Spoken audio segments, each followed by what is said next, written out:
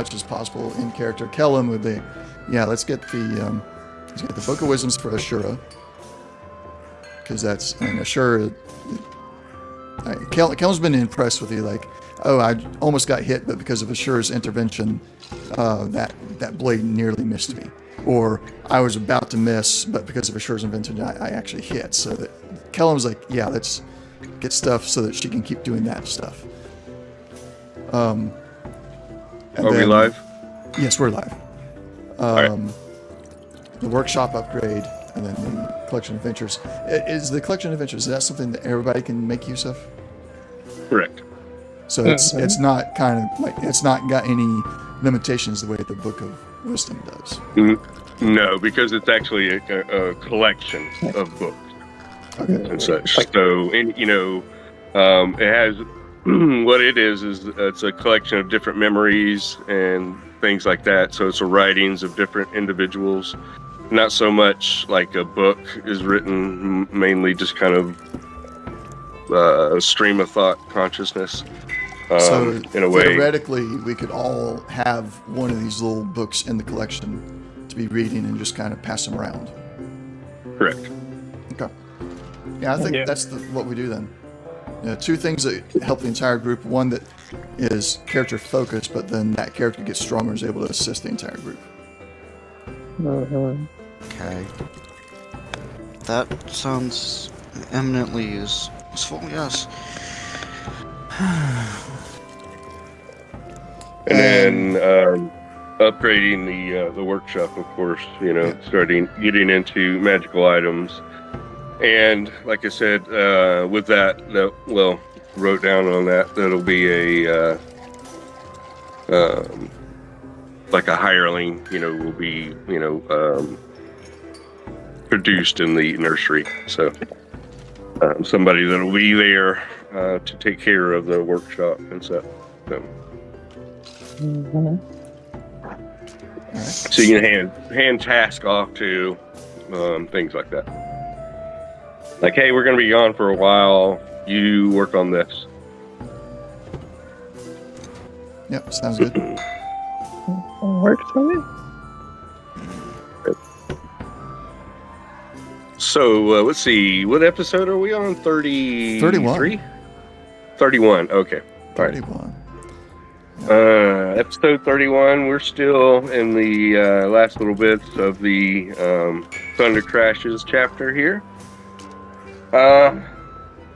So Hansel and Gretel style, Kellum has put the princess into the fire and burnt her to a crisp. That's a stretch to call her a princess at this point. Princess. Yeah. What's that? It's a stretch to call her a princess at this point. Oh, well, I mean, yeah. Delusional princess. Yeah. She might have been acting like a princess.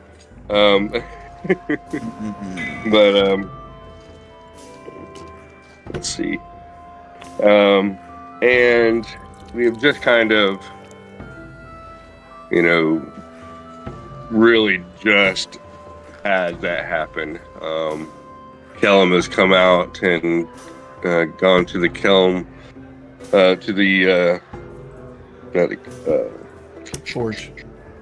Forge, thank you.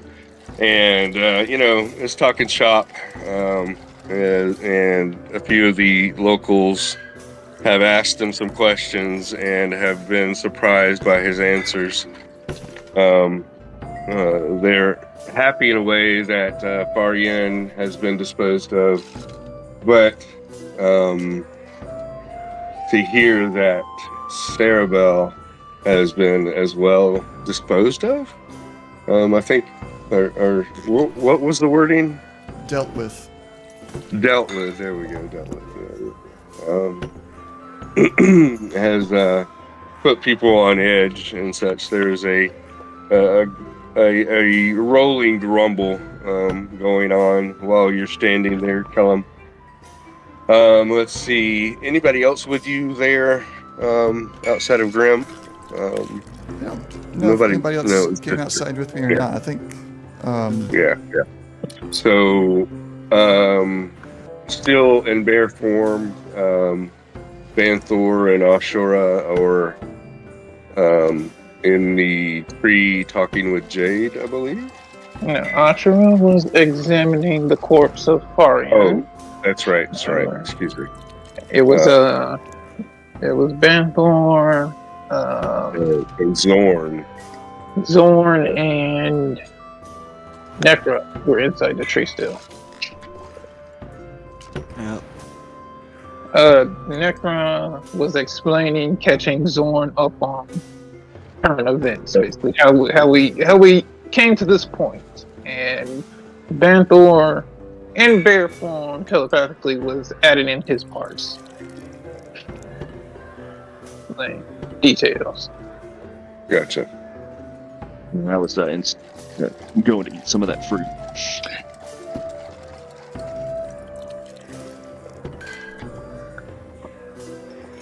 Eating fruit? What you eating fruit for?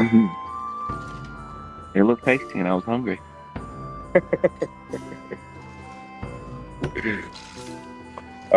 So there's some grapes, like a small, half a pound of grapes or so, an apple, and a plum, or yeah, is it a plum? Plum. Yeah, there's a plum there. What you gonna eat? Plum, grimace, and then go for the grapes. All right. Okay. So the grapes, after you eat them, it's like drinking a Red Bull almost, or some good espresso. You get a good zing, from that. So you're like, oh well, if I good thing I'm been up all night walking. And it's early morning, and we've been doing combat and killing things, and yeah, I could pick me up. This is awesome. I like this. Any more of these grapes?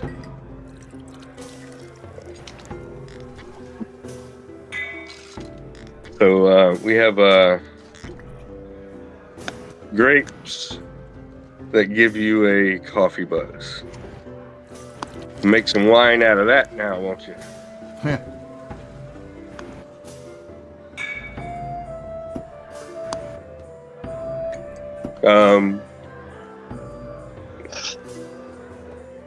Let's see, Zorn. Was it Zorn, right? Yeah, Zorn. Zorn, some of the things that they described in the history of the tree and the grove is the grove tree was attacked by a giant, not giant, but a giant-sized demon who almost destroyed the tree and killed Cerebella's mother in the process. Cerebella's mother had sacrificed herself to help protect the tree. And that was almost about 100 years or so ago when all that kind of went down. And the tree had been in a dormant state until recently, and then these guys started, were called upon by the tree to go adventuring.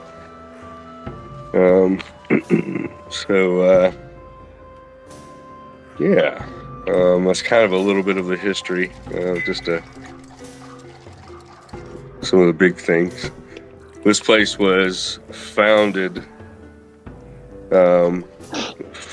I guess, in a way, by the inhabitants.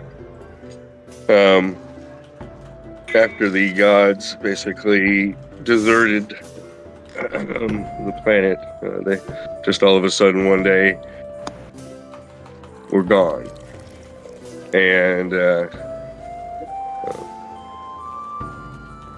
inhabitants of the grove found the tree and used it as a safety, a place of safety, while the gods were away. And the black demons had raged across the land, destroying everything. And then suddenly they vanished. And people started poking their heads out and making civilization again.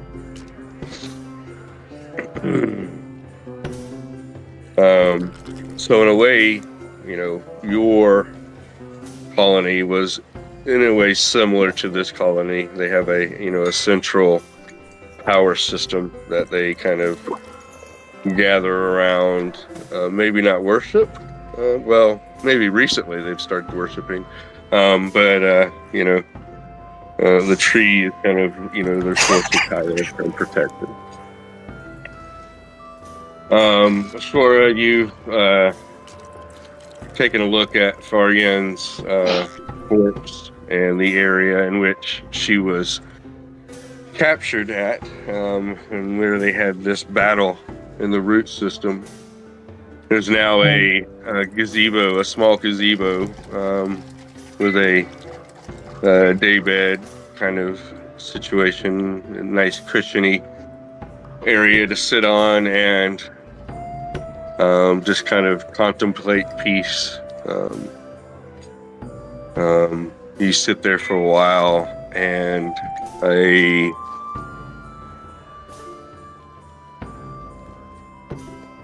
apple starts to form on a little stem, and just start to grow, small, and just start to form out as you're sitting there contemplating, what is, conspired recently, and just, taking in the scene, actually, from the seat. It's actually a nice little seat. You have a view of the portal going into the tree, and you can kind of see the residential area, and people, milling about.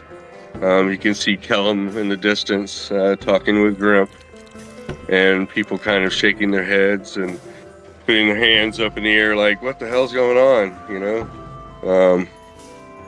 sorry. Why is everybody,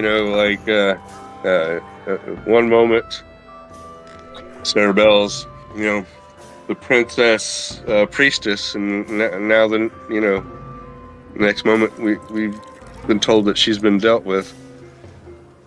Mm-hmm. Now, of course, you don't know all that, but you can kind of see that people were, and you can only guess that Kellum has said something, so. Mm-hmm. But it doesn't seem to affect you. You're at peace. Earlier when you said you wanted to try to look at this at a intellectual, non-emotional way and try not to get emotionally wrapped up in the situation. Sitting here in this chair has, helped to take that, those emotions away from you and not get caught up in the, the situation that, you just killed or, assassinated, murdered, dealt with, Sarah Bell, and Farian, of course, and purify the tree of its evil, or the corruption that was there. I'm not going to say it's evil, I'll just say it was corruption. And you're going to sit here and see how long it takes to grow an apple.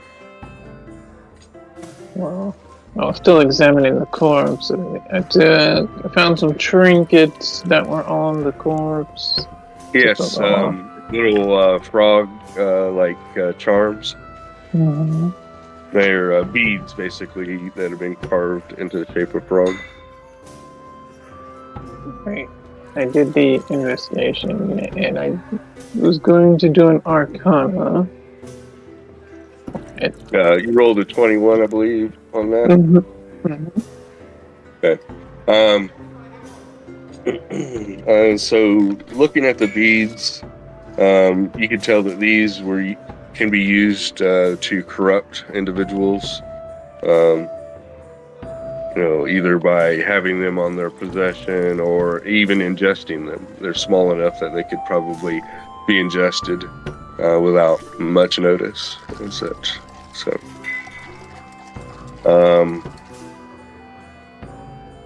it seems that while she was in her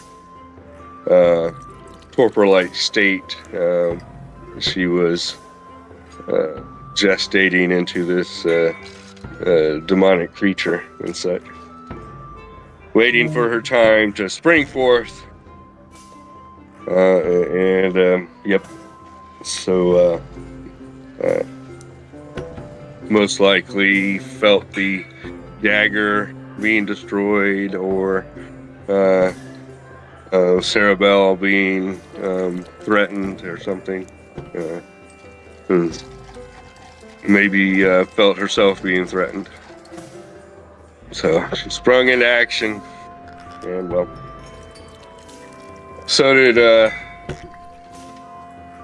Banthor. He sprung into action too. Chest burster. Kaboosh! Yeah, as soon as you said gestating and waiting to come forth, I immediately had aliens in my head. I was thinking huggers.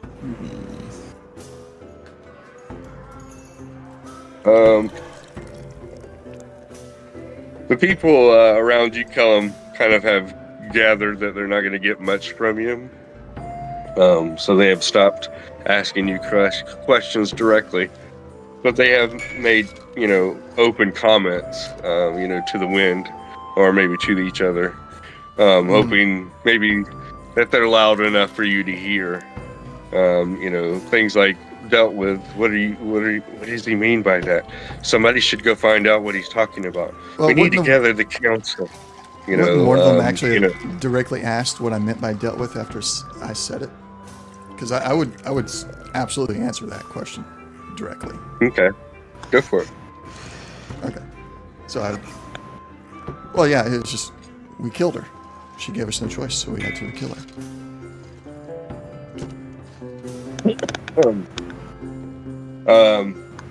Let's see, Gorman and what's her name? Rayhorn, excuse me. Two of the council members, they were there earlier. Rayhorn actually had taken the dagger for you, Kellum. Gorham had taken the dagger for you, and Rayhorn had cleansed the dagger a little bit, and also had cleansed Gorman of his corruption and such. They currently are not there. It seems that they have, gone off maybe to deal with Gorman and his injury and such. But Statler and Wardolph have showed up. These are other two members of the council. Yes. What do you mean you dealt with, killed? Are you going to deal with us like that? We're old people. You're going to just throw us away? Who gives you the right to do this? Did you do this? Who did this? And they're going back and forth, two old men just kind of, bantering, giving you the third degree, as well as they're in disbelief that this has happened and such. Kellum will sigh heavily, cross his arms, lean up against the forge as he's waiting for it to cool down so he can get his work done. And with absolutely no concern for, I need to be ready to pull my weapons or anything like that, he just sits there and stares at them until they give him a chance to actually speak. Okay. So they kind of, after a while, read the room and see that you're just, waiting your turn for them to stop bantering you with a billion questions. After they calm down and they, get everybody to, quiet and, what do you have to say, Kellum? Cerebella was corrupting the tree. She was using her power and her influence to take actions that increased her power. And when we tried to stop her, she refused to stand down, attacked us, so we had to kill her.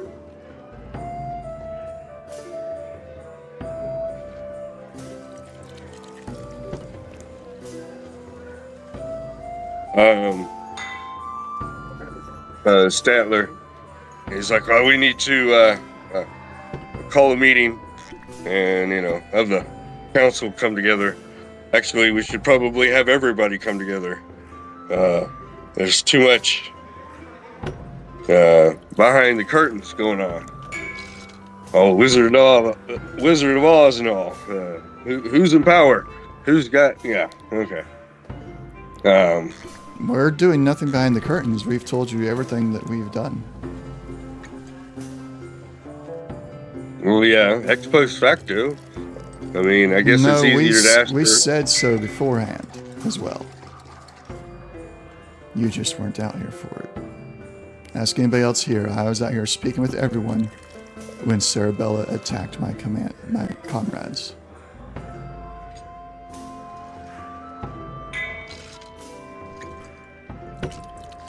Waldorf's like, well, it is easier to ask for permission than for... it is easier to ask for forgiveness than permission. Yeah, that's it. I'm not asking for forgiveness. Nor permission. Well, until this is all covered, don't leave the grove. I'll go where we're I gonna want get to, together. old man. I do not answer to the council. I answer to the tree, and the tree alone.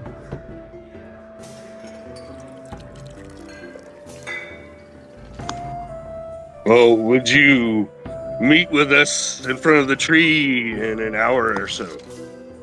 If you're asking politely, then I'll be happy to. As long as you're not going to get rid of me, because I'm an old man. We'll see you there in an hour. You whippersnappers. Who do they think they are? And they, the two brothers walk off towards the chamber house, basically, where the town hall,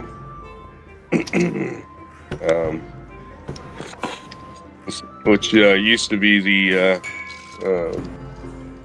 elders' house, and they've now converted that into the town hall and such. So,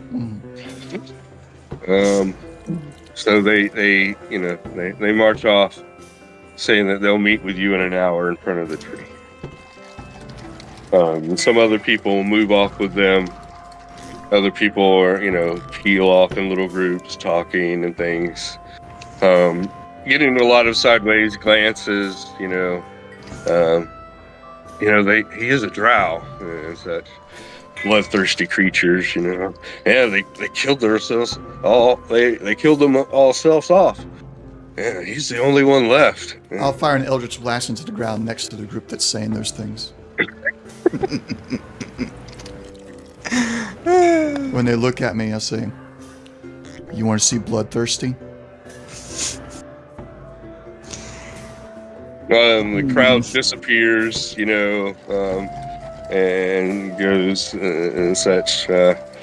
Grimp clears his throat and says, I think it's cold enough and we can pull it out now. And, goes in and pulls out the remnants of what was the dagger. I'll take it instead from of him instead of like melting down or anything like that, it is actually broken into 8 different pieces and such, like it was a piece of glass and such. I'll take those pieces and put into my pouch for now. Okay. So that we can review it later. And then I'll hand him my shard dagger and my sword so that those can be merged. Okay.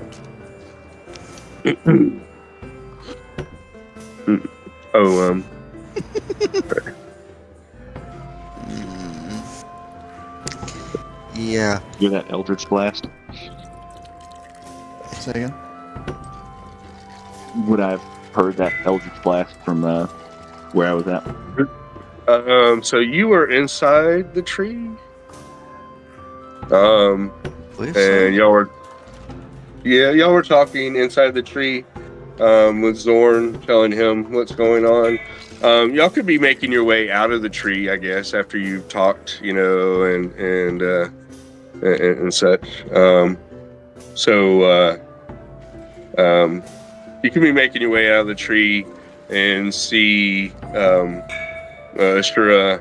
They're checking out either the corpse or the gazebo.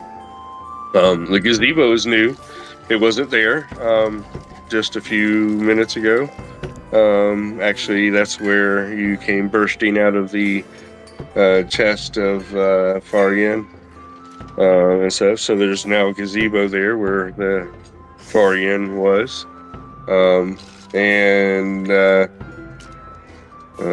like I said, Ashura's outside doing one of the two things, either sitting or examining the corpse. And in the distance, near the residential area, you hear the telltale signs of a Eldritch Blast. I'd sprint. Oh, hold on. You hear the telltale signs of Eldritch Blast. Oh, you want that? We weren't in comment. I wasn't thinking about it. I know that's all good. That's a good. You look up and you can see Kellum has discharged a green bolt of energy towards the group. You can see that he is not. He's struck in the ground in front of them.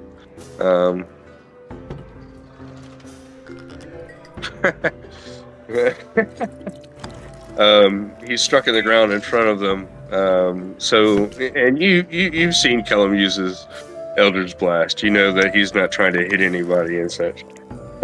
So he's just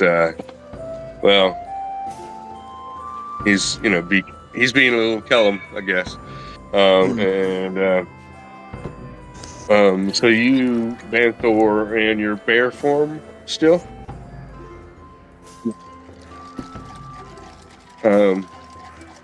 I think you said yes. It was a little muffled there. Go charging off towards Kellum and the Eldritch Blast that you heard.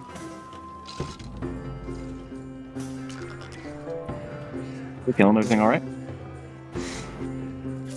You hear telepathically in your head. Yeah, everything's fine. Just proving a point, I reckon. It sounds like everything's good there. So I think he said, so it sounds like everything's good over there, is what he said. Okay.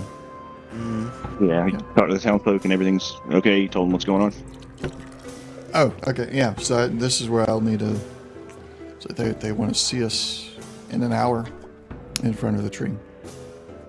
They seem to think they can command us. Oh, we are servants of the tree, so of the tree, not the council. Yeah. And I presume walking up at just in time to hear they think they can command us bit. So,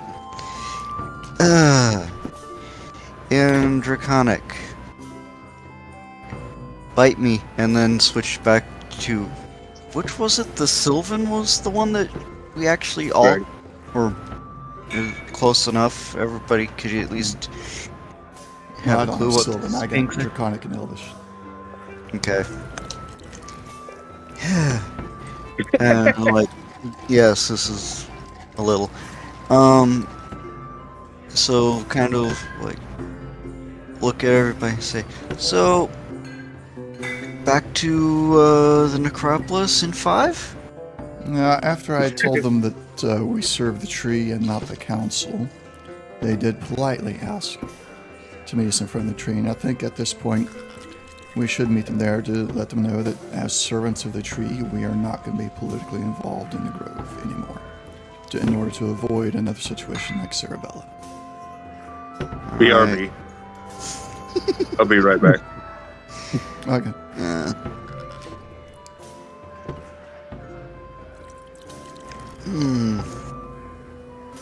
They were less than enthused about hearing about Cerebella after the fact. Of course, they didn't show up to the meeting beforehand. I told them they could speak with the others to see that we had not just gone behind anybody's back to try and do this. This was something we were very upfront about. But they seem to have the feeling that we may deal with them if we don't like them. We're gonna shoot lightning at us like Cerebella did? I mean, I didn't really get a chance to ask them that kind of question. They were very much like, this, that, and I barely got to let them inform them. Look, we had a meeting. Cerebella was corrupting things. She attacked us, and while we were trying to get her to stand down. So well, I guess I did in a way. I just like she attacked first, Yeah, and then yeah. they still are like, "Oh, we're old men. You're going to get rid of us too, aren't you?" So There you go. Thank you. Important we tell them that, self-defense and all that. She hit first, we had to hit back, right? yeah, I did tell them that she attacked first. If they can't interpret self-defense from that, I don't know. Do we have to hold their hands like children? If it's the Feels like two that old sometimes. men I'm thinking of, yeah, unfortunately. Besides, no, of course I don't like them. They keep trying to, let's see, and go through a list of every single time that Jane just like, was a little bit too loud, or every time the kids are being kids and the old farts are being a problem because they insist that someone's screaming too loud while they're playing. Get Or- off my lawn! Right. Yeah. They can be. They're not handsy, but they can be a little.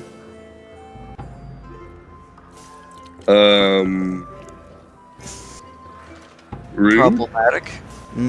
Yes. They are curmudgeons of curmudgeons. Yeah. Yes. Yes. There we go. Yeah.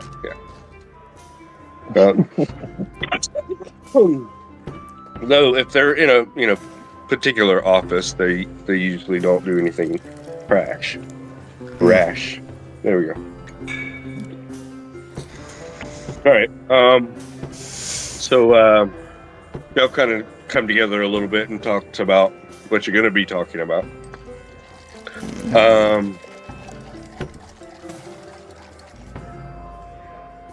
Let's see.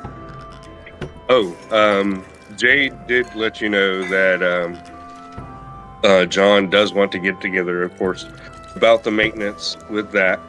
And he also wants to gather any useful magical items or artifacts that you have. He has something that he's working on, but it's good. It's just not like, it's unfinished. It could be added on to, basically. So if you have anything that you could, want to present, doesn't say that it has to be used, but can be used for the artifact that he's creating. And a little bit about it, it would be something for Banthor to wear. Basically, it's like a helmet of sorts.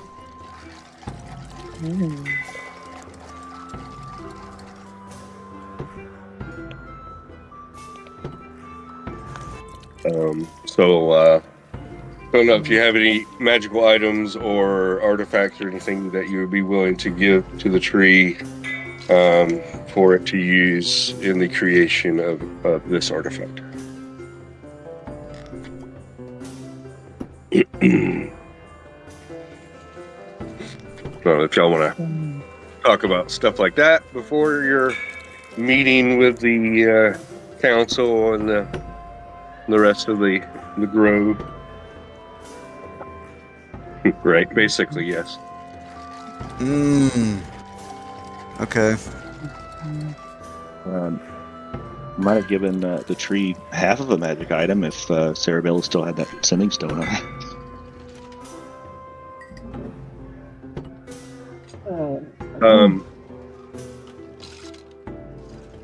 Do you, where do y'all want to be? Do you want to make back to the tree, or do you want to just hang out there? I had one more thing I need to talk to the blacksmith about. All right, go for it. I'm going to hand him some of the shields that I found before. I'm going to find the best one, and I'm going to give him enough of the unknown metal that we have to basically, you know, an iron banded shield is, where it's like it's wood in the center, but it's got the metal on the outside. Yeah. We're going to do that for Banthor's shield. Make it this new one, but make it the unknown metal banded shield. Okay. And what metal were we talking about here? From the tower. Got it. I've still got 40 pounds of it. Okay. Somehow. And yeah, I think these were probably plates of metal that you grabbed on your way out, basically, I think. So, or something like that. That, and combined with all the parts I took from that construct. Mm-hmm.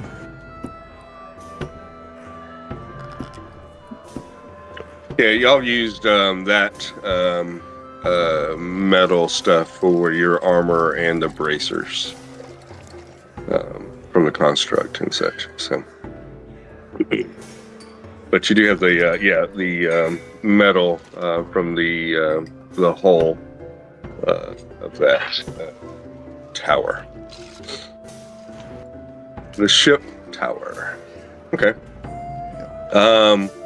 So Banthor, Kellum wishes to band your shield with some of this. I thought Banthor wanted a whole new shield. I mean, we can band his current one, but I thought he was wanting a brand new one as well. Yeah, I didn't know what. I thought that's what you were saying, is that you wanted to band his current shield. No, I wanted to make a new wooden shield that has not been damaged yet. Okay, and then band it in the metal. Okay, all right. Okay. That's a little different. That's not taking possession of what he already has. Okay, cool. All right. I am at the blacksmith too. I wanted to talk to the blacksmith, so I'm with Kellum. Okay. Yeah, I mean, I'm good to get a new one. He was there, and you ran up to him. So yeah, I mean, pretty much, I assume that once something was popping off and you ran over there, I just assumed that pretty much everybody would follow, suit or something like that. So, because y'all were all kind of talking together there anyhow. So. Asha stayed back. She okay. All right. She's still contemplating and looking over the scores. Okay. Making preparations. It's got to be disposed of. Gotcha. Yeah. It doesn't look like it has any corruption in it currently. It looks like it's been bled away. Most likely. Yeah.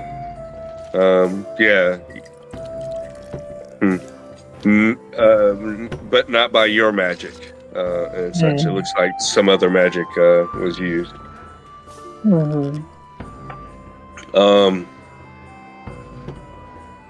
That being said, those beads, they are no longer a threat. They're no longer corruptible. Can be used to corrupt and such.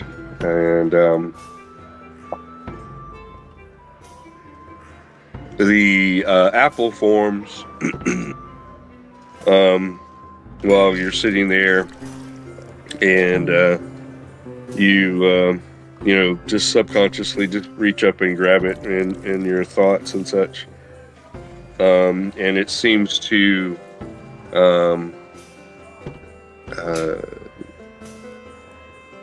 you've taken a lot of healing potions and things like that. It has healing properties. It takes you, it takes a minute or two to eat an apple. And over the course of that time, you might have healed like 1 hit point, basically. You can feel the energy of the apple, doing its thing and such. Just 1 hit point from a whole apple? Mm-hmm.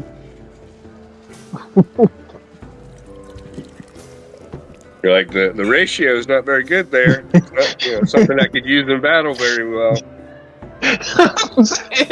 Ain't nobody got time. Wait, Paul, hold on a minute. I need to eat a couple apples. Hold on, I gotta eat this apple, yo. Yeah. This ain't no good berry. I can just pop in the mouth. Yeah, it's like a good berry, but it's not. It's big as an apple. So yeah, there's some little, what do they call that? Action economy going on there. Yeah.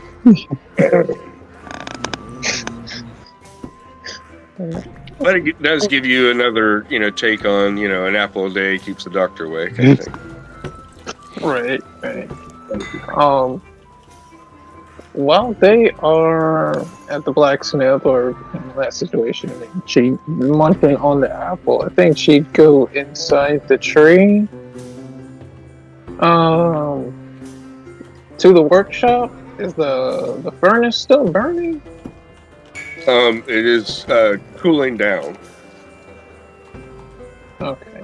I think she'd go over, properly, like gloves and stuff, and poker, open it up. She's gonna check in there to see if there's any beads.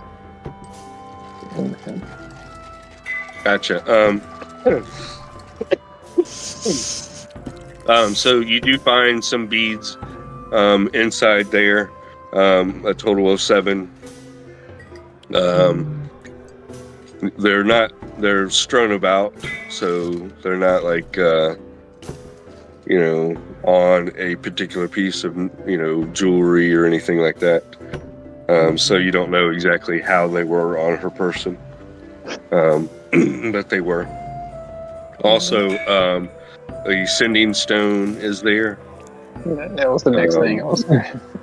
Yeah. Yeah, so she's gonna retrieve those things. Okay. And hold on for a second.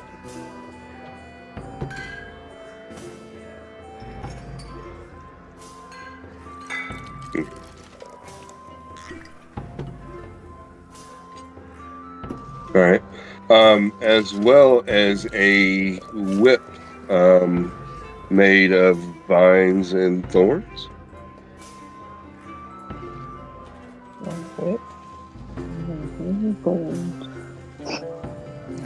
If we'd want to keep a whip is typically a tool of torture.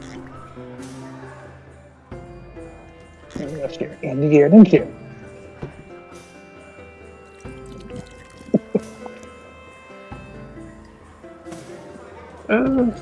Yeah, she she has a signet ring with the frog on it,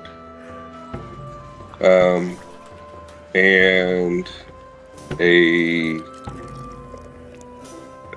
another ring with a large diamond. Signet ring with the frog and a diamond ring. Mm-hmm. And those were all unaffected by the fire. So, I'm gonna assume either willfully crafted or magical. Yeah, they'd have to be magical, or crafted out of some really crazy material. Exactly. Okay. So, rings and whip. Two rings and a whip. Okay, yeah, she'll take those things, the beads and the singing stone. She's just gonna right now put them in her pack, and she'll examine those. She's putting the beads in a separate pouch.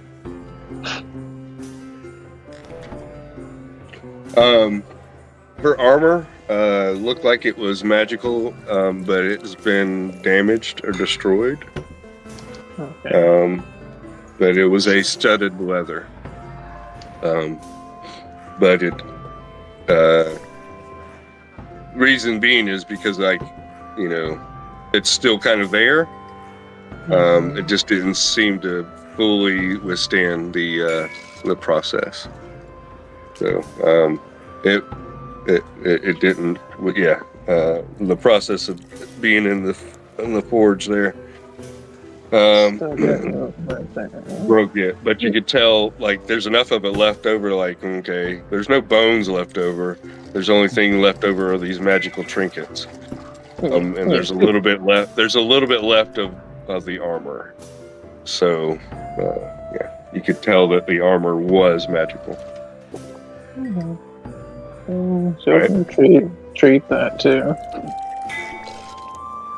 I'm sorry. So I kind of missed some of that because I was looking. What were you saying? Or what was, like, the last thing you were saying? Since Sorry. He's taking the items, taking those magical items, including the armor. She's gonna put them in her pack to examine later to go over. But she's putting the beads in a separate pouch. all right. So the beads she found from Florian and those beads on Cerebella.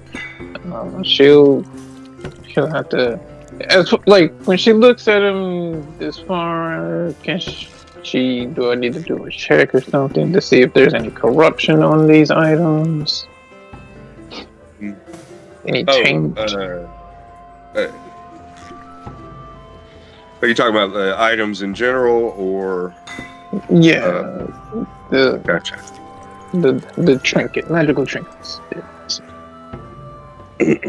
Oh, you're talking about the little beads and such? Is that what you're talking about in particular? Well, okay. The rings, the beads, the whip, all of that. Oh, got it. So the beads themselves that you pulled out, those seem to still have some. Well, no, they don't. They don't either.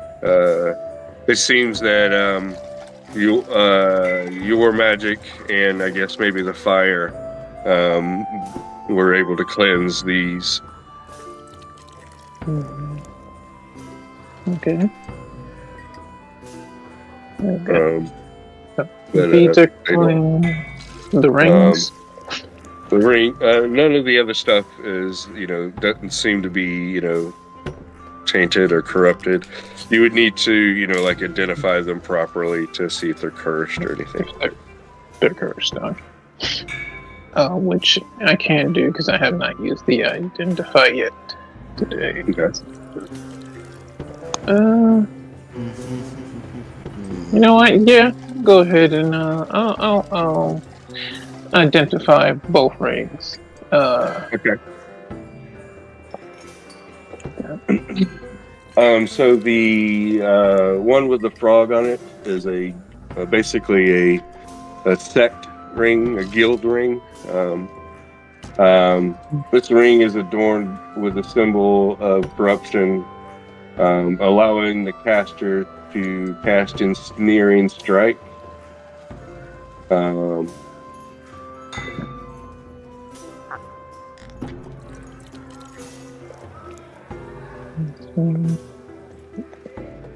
has 3 charges and regains 1d3 charges at night.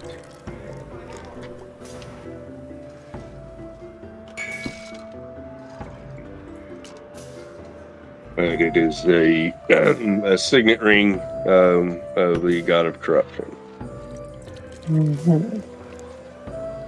And then the other one is a ring of protection. Ooh. Okay.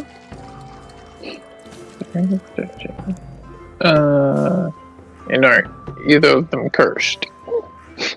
No. Okay. But one is a ring of corruption. Alright.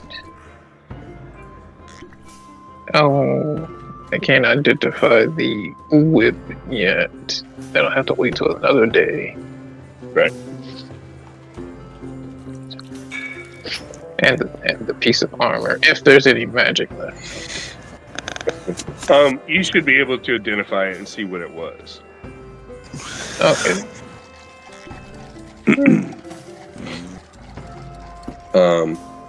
Or do a study on it. If you don't want to do the identify, if you didn't want to waste it and stuff like that. That would just take some days instead of the instantaneous. So, that's all. Alright. Alrighty. So blacksmith. What did you want to tell the blacksmith, Banthor? Did we?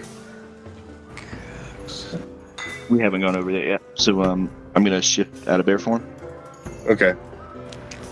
and go to the blacksmith and say, "Hey, do you remember that warhammer I gave you? Yeah. Did you get that done? I think it was going to be a dagger and a scimitar, right?" Yeah. I was working on it. You gave me that before y'all left, correct? Yeah, that was Okay. before, so it could be worked on while we Gotcha. were gone. Yeah. All right. So I need a pencil, a pen. All right. So that was going to be a dagger and a scimitar. Right. Yeah, I believe so. Yeah.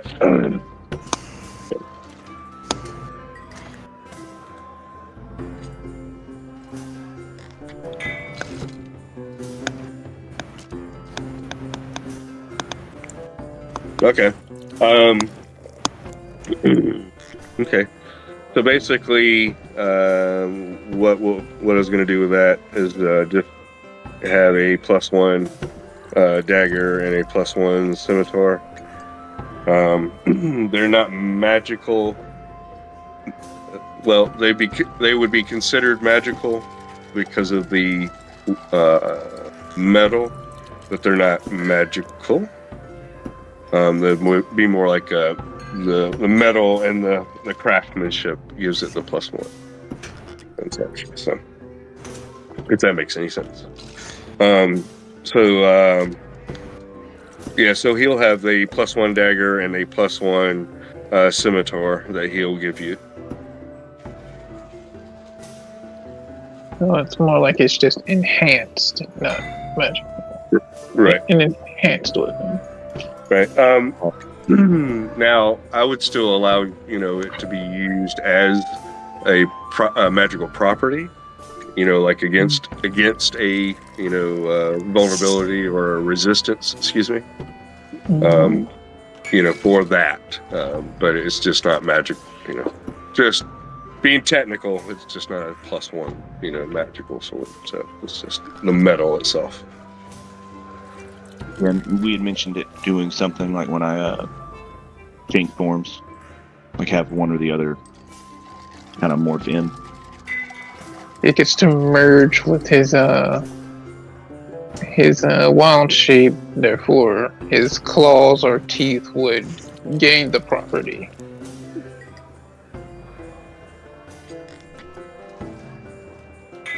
Of the weapon.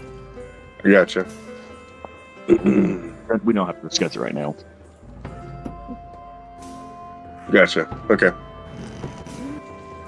And can you use the scimitar? Yes. Yes, that is Okay. All right. basically the only sword, like martial weapon druids can use. I gotcha. All right. All right.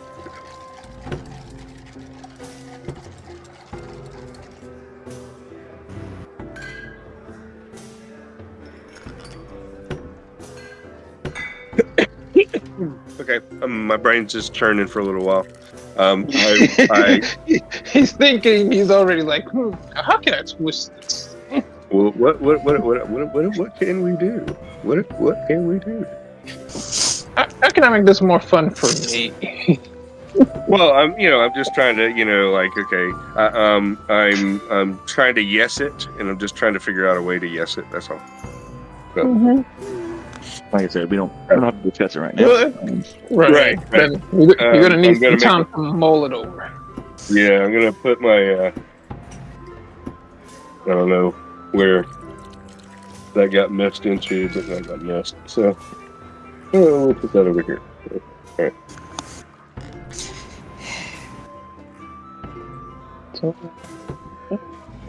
Over here. No, that's over there. Over here. Perfect. Okay. So, you were saying either bear claws or Basically, his natural a bite. Yeah, his natural weapons, as when he turns into a beast, because that's what they are, would be enhanced by the weapon property on it. Okay. All right. I'm thinking like one extra long claw, and it's the color of whatever the metal is. Okay. Like his teeth may seem extra sharp or shiny, or the claws are, maybe a different color, showing the enhanced from the weapons. Okay. And they'll be attacked. Maybe they flash when he strikes some money.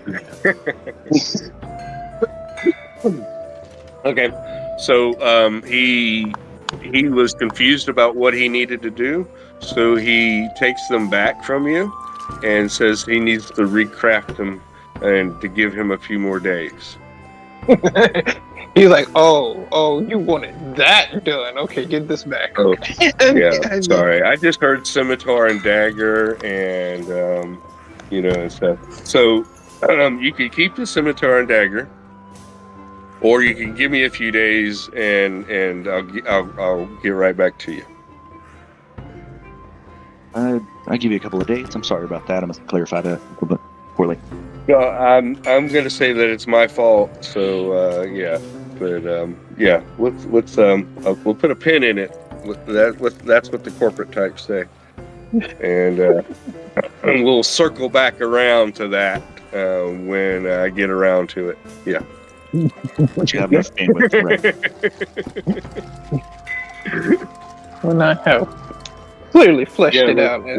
When I fleshed that one out,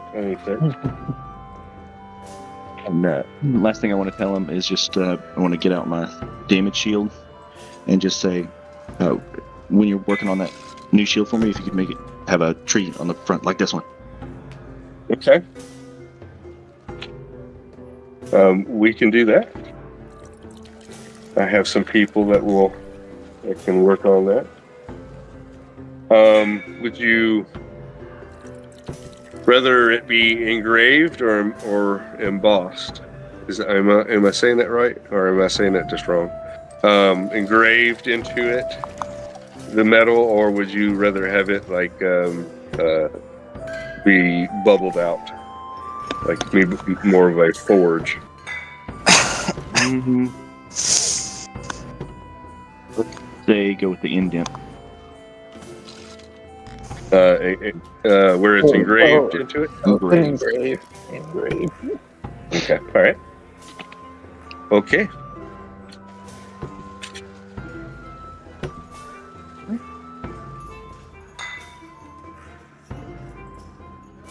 So he's gonna start working on the bear claw and the tree shield. That's my notes. The bear claw. And the tree shield. Those are my notes. All right. So I guess the group, if you're done with that, gather at the in the tree. Is there anything else anybody wanted to do? I put a couple of messages on Discord just about what the stats for those weapons are going to be, or the one that Kellen's getting done after it's all done, if it's even worth it. And I've still not found out if it's worth merging the dagger and the sword together.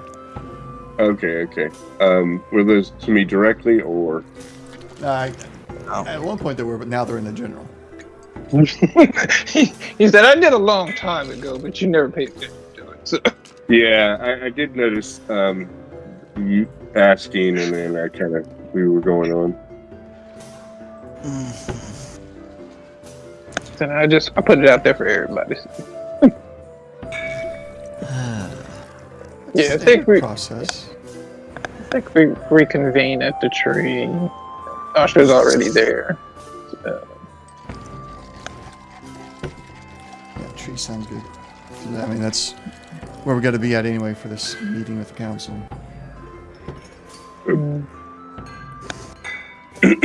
Zorn has been taken around like a puppy dog.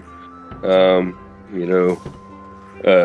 of this has been concerning him and such, so he's just been watching from afar, trying to piece together, conversations with his broken common or Sylvan or Elvish.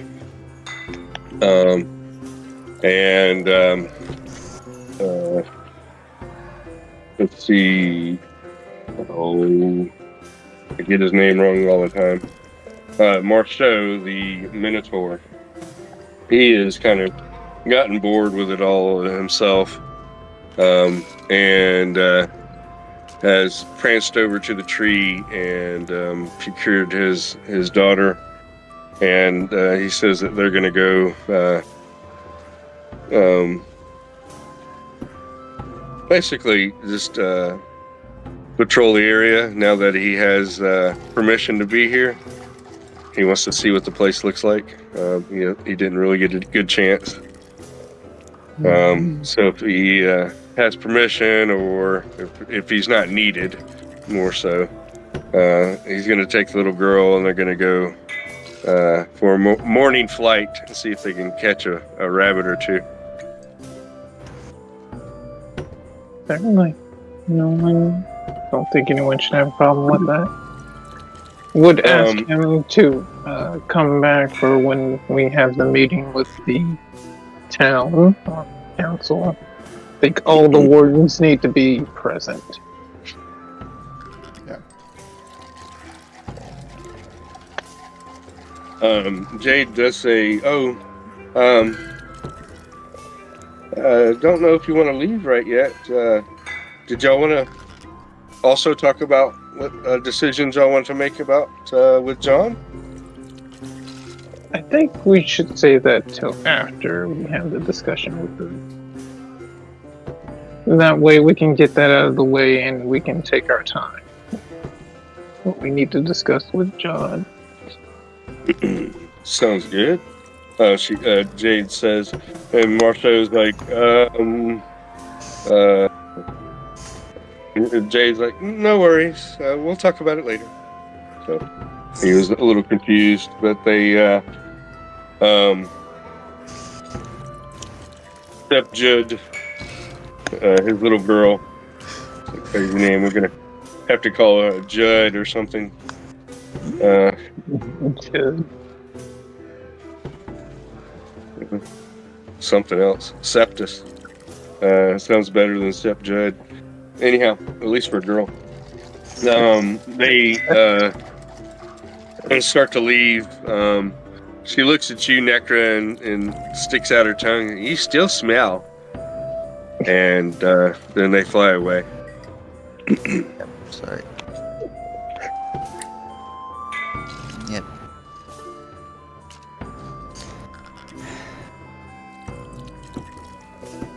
Yeah, I guess Necker still has a bit of ichor on her from before. Trying to remember when I got splashed. When Banthor bursted out of Florian, everyone who was out there got covered. Yeah, you were in melee. So, you got, Yep, that's right. And Necro, like, okay, yeah, that's the thing. And They want to go and clean up. yeah. And yeah, Necro heads to her little treehouse. Quick sponge bath, and more importantly, cleans off armor, weapons. The important things. Okay. So Necker's gonna go to her place and clean up. I'm assuming to be back within the hour for the town meeting. Kellum, Banthor, Ashura, and Zorn, you make your way into the tree if you haven't already made, and to discuss anything else, as well as Jade does remind you that John is eager to complete his task on his artifact that he'd like to give to Banthor. If you have any magical items or artifacts that you'd like to see if it could be used in the crafting of this artifact, John would really like that. So I would really like that, Jade says, so he'll stop bugging me about it.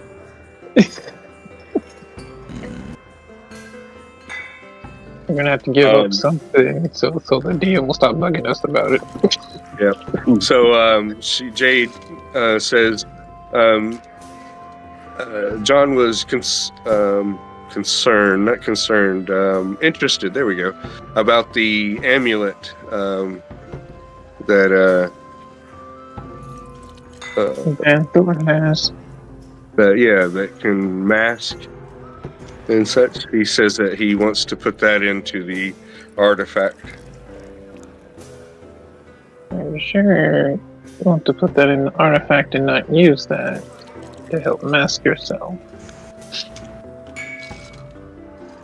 So when he putting this into the artifact, I don't know all the specifics, but basically, depending on what magical item or what other artifact is placed into this helmet, can affect other individuals. Not everybody. Other individuals up to 120 feet.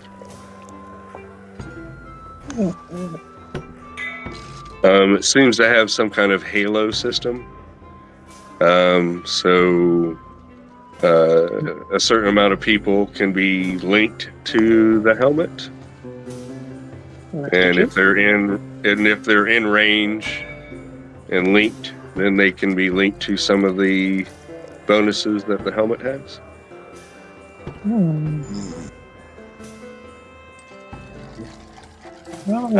I trust the tree when it says it wants the amulet. I mean, it was intended to give to John, so whatever he sees fit with it. Yeah.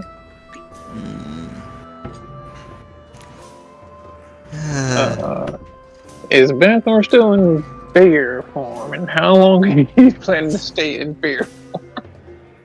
No, I dropped it when I was talking with the blacksmith. Okay. I thought it was like, I'm just going to stay until time runs out, because I like this. Just hold on. Banthor, just hold on to the amulet. Don't take it off your character sheet or anything.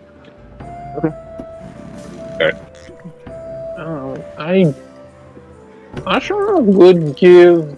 'Cause I don't think that I'm gonna really use it. The elemental essence shard. I think that I can give that. I don't think I'm ever gonna use that item. Oh. Hey, can we have a conversation real quick? Mm-hmm. That's what I was expecting. I hand over the axe I got.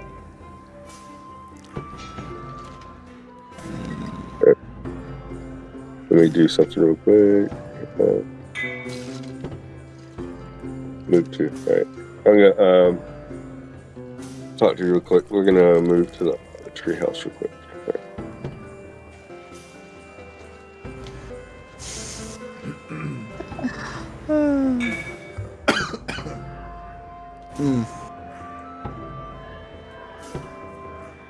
Yep.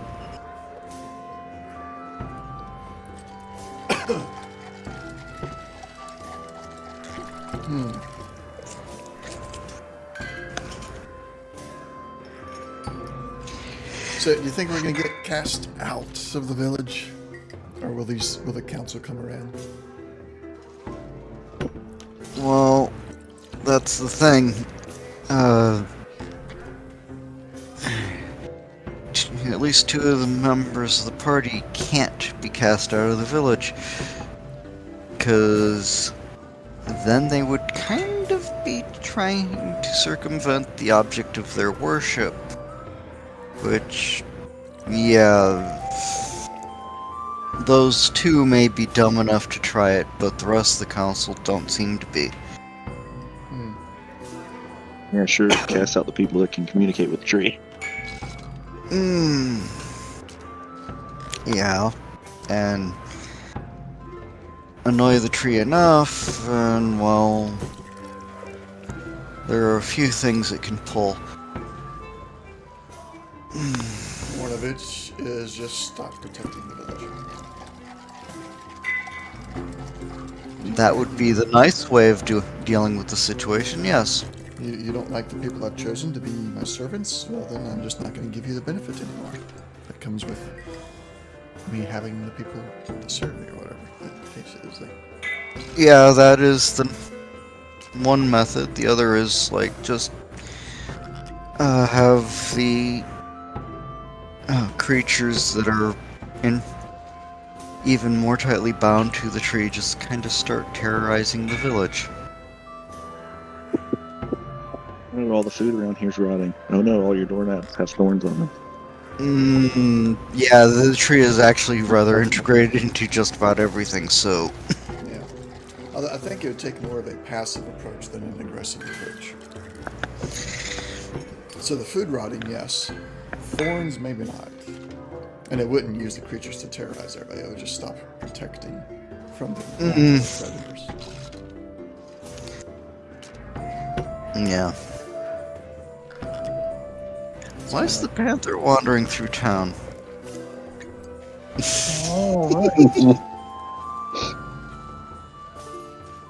Hey. Buttons. Who's got the buttons? Okay. All right. So we got. So the the amulet. Proof against detection and location. Alright. That's a big name. And my pen doesn't want to write right now. There we go. Amulet. There we go. Alright, any other magical items or artifacts or anything like that? The Beast Killer Great Axe, +2. Okay. He's like, Jane are you looks at it and she goes, well, I don't think this is exactly what he had in mind, because it'd be for a helmet. I mean, I forgot to say the altar is also one of the choices, where you could take magical items and convert it into XP for the tree. Okay, well, if they don't want the great axe to help with the helmet, I'll just take it over to the altar. Well, we don't have that. Thought we had. I forget. You No. know, he's I saying was it's trying to get the thing, and everyone else said no. For reasons. Okay. And I forgot to put it on the list. So, How many points would it have been? It's a 1-pointer. It's a 1-pointer. Yeah. I could swap it for one of the things.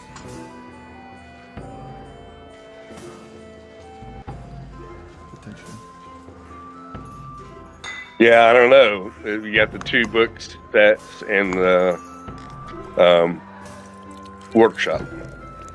We're not here that often. I say we drop the workshop and get the altar.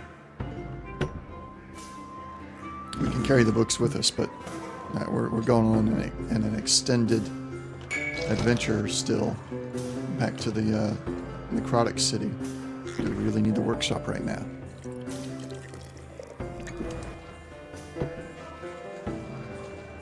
Then again, you could also say, do we really need the altar I mean, as well? I think the altar could wait. Could be the next time the tree upgrades or level up. How Honestly, many I think times the are we going to say that, though? I know, I keep dangling little things in front of you.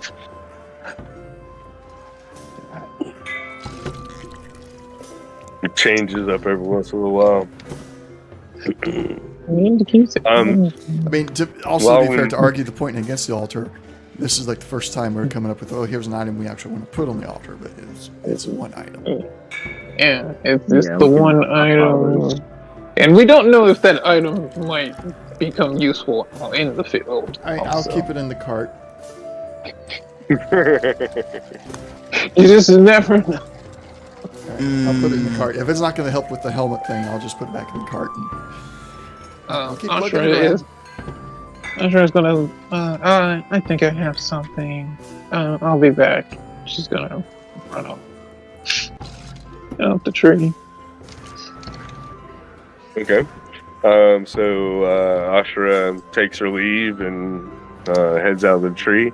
Are there any other items that somebody said something about sending stone? Oh, that's right. Before Ashra leaves the tree, she's going to, hey, Banthor. And she'll toss it to him, catch. And She don't she'll, really have much need for these anymore, huh? I think they're still going to be useful. We still need to have contact with someone when we're out.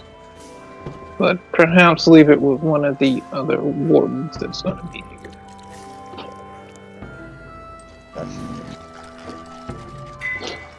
Could plant it into the wood of the tree. Or I'll one- give it to Jade and let Jade hold on to it herself. Yes.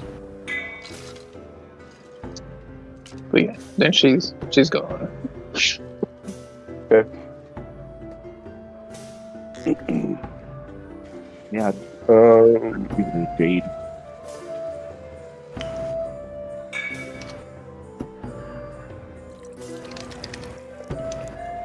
So this is going to be a helmet.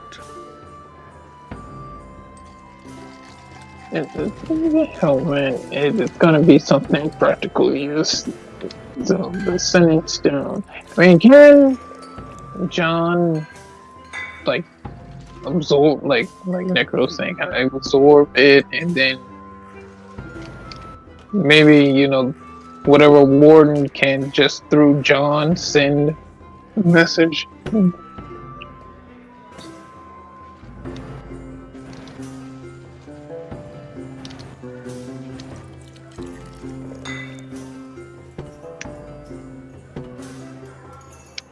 And Banthor, do you have a helmet that you're currently wearing? Yeah, I've got the Helm of Seeing. So you're not going to be able to wear both of those. do I get the impression that needs something more powerful than a wondrous item? Well, Or, sorry, This- green.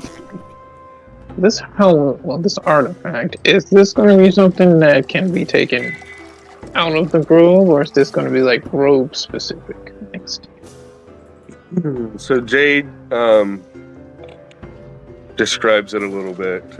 Says it's made out of an artifact and some magic from John. It'd be a helmet that Banthor will wear that has 6 halos.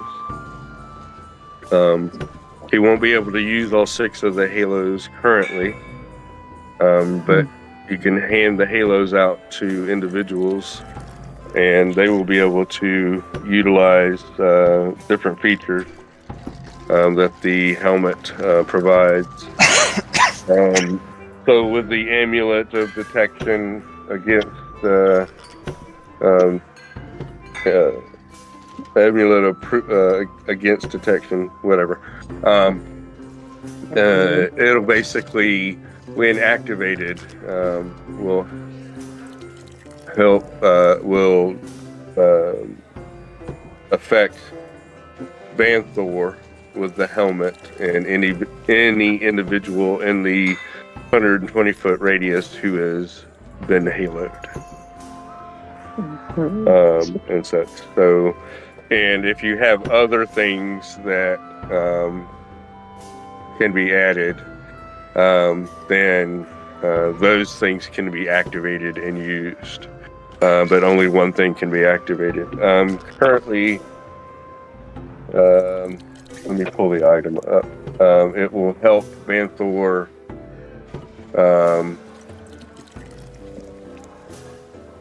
and I think John said that this is, if I'm getting this right, he says it's called the Caster's battle helmet. Is the title of it? He said he only had enough to make one helmet, so he made it for Banthor. Let's see. Where is it? Homebrew, where are you?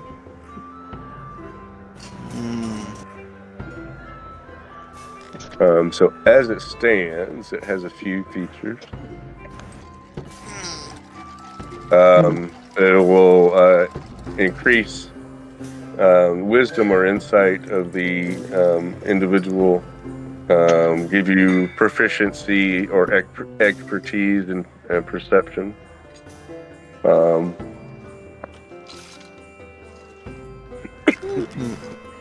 You can change out these items, though it can drastically change how it's used, if depending on what what items are taken in and out and such.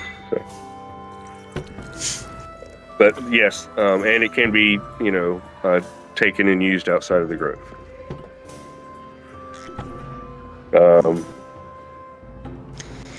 If you have a magical item that has an attunement, the helmet will take care of the attunement for you. So it's good for stacking magical items in that fashion. It'll take care of multiple attunements. Yeah, I'd be good to give up the Helm of Seeing if that's what needed to acquire this. Well, you could give the helmet to somebody else, or use the helmet in your new artifact into the Caster's battle helmet. It would take the attunement property out of that, so you wouldn't have to attune to another item. But still giving you the opportunity to use it. You can only use one thing at one time, so you could, shield yourself with the amulet, or you could use the the helmet of detection, basically. You know, so but you don't use the detection very often anyhow. So you know, and then if you have something else that you add to it, you know, you could do that or one of the other features. So it's kind of a one thing at a time kind of thing. Whatever these items are. But yeah, if you wanted to put the helmet of what was that? Steam. What do you call that? Helm of Theme. Helm of Scene, yeah. Then basically you will leave it on your character sheet, but we'll take it off of your attunement, and you can still use it.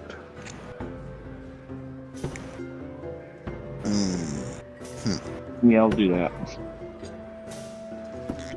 Okay. After a while, Ashura comes back.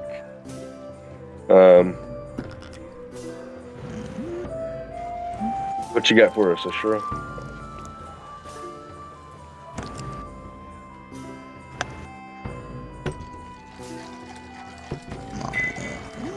If you say anything, I can't hear you.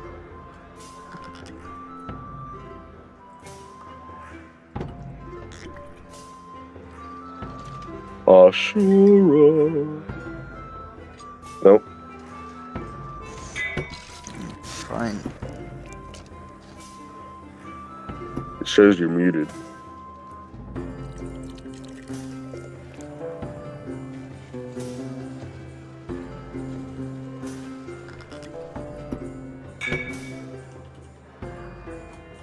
Well, Okay. ain't that just a bunch of spoiled apples? There we go. Ain't that a kick No? in the head? Yeah, there we go. Ain't that a kick in the head? Still nothing. Not sure. Maybe just drop off. Oh, there we go. What? Sorry. Yeah, I had to go run and do something for a moment. Ah, my bad. Ashura comes back after a few minutes. Holding something that hasn't been seen for a while, and gives it to Jade. Here, I think John can put this to use. So you hand over this. Basically, kind of looks like a book, but not exactly. Looks like a solid metal book. I don't know. Jade looks at it, and after flipping it over in her hand for a little while, the data pad that you've handed her. She's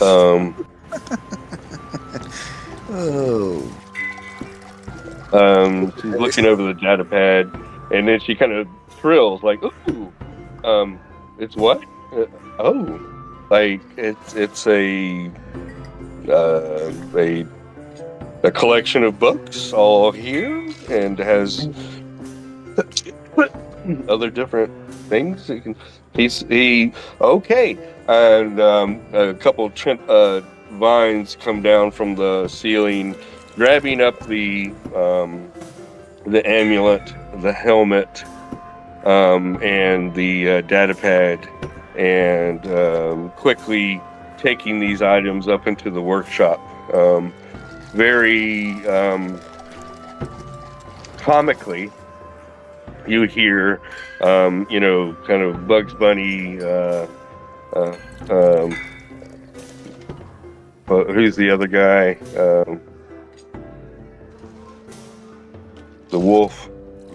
Anyhow, in the workshop, there's bang, bang, ding, ding, crash. A bunch of noise, just springing noises, and all sorts of all weird noises coming out of here. Things that you've never heard before.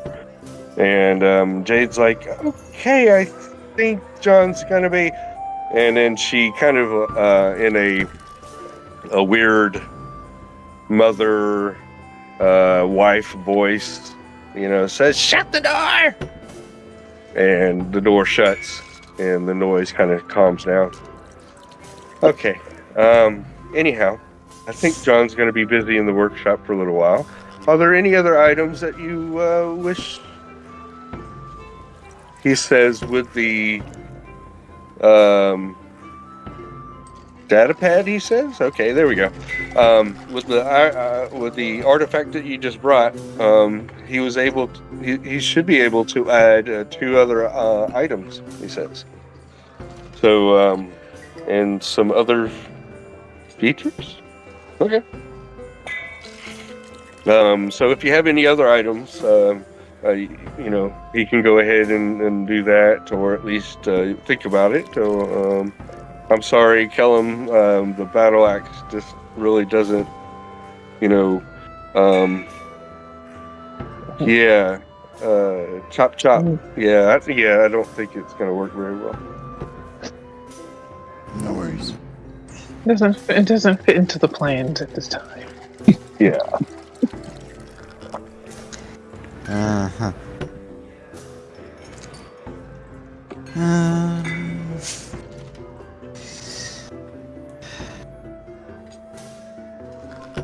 Yeah. Nope. So then- Nobody else wants to give up. Nobody's like, nah, I'm good with. I don't know. Well, you know, what everybody. I have Yeah, nothing to give. Yeah, all I got is the battle axe. Yeah. I was Literally, I it's don't know like you're fishing for things that don't exist, so...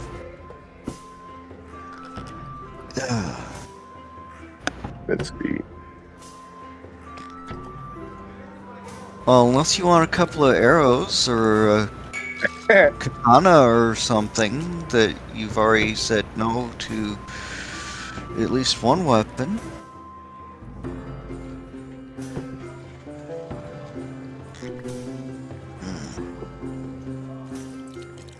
Nice.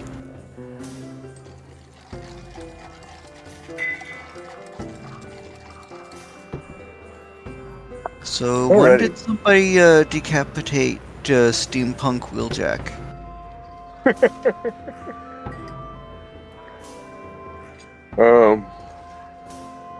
Yeah.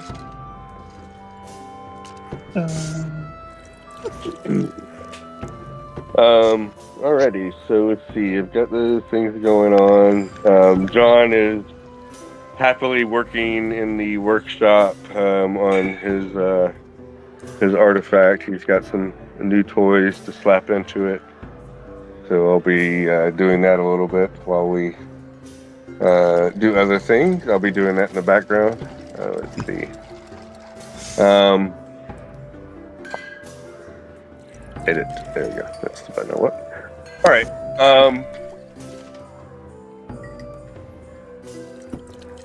Is there anything else that y'all want to talk about before we get into the town meeting, get that over with, and see where we're headed to next?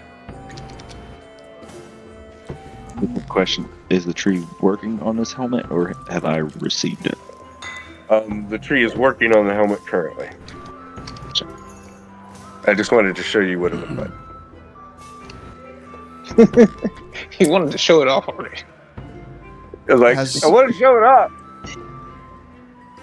Go ahead. Has there been an answer to the what would is there a benefit to combining the dagger and the sword? Oh, excuse me. There you go.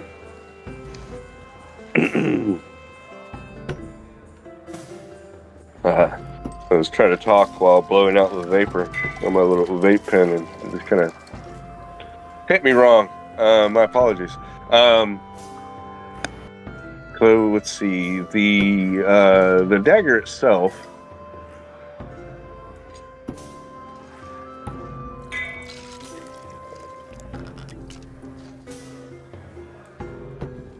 Okay.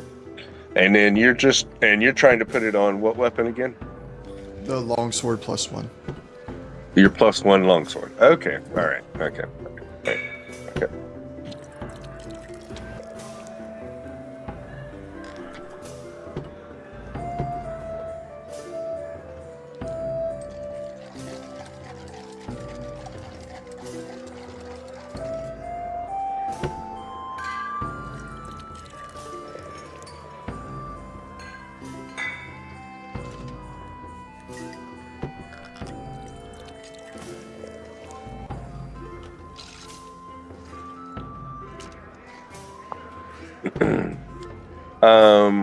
I'm trying to figure out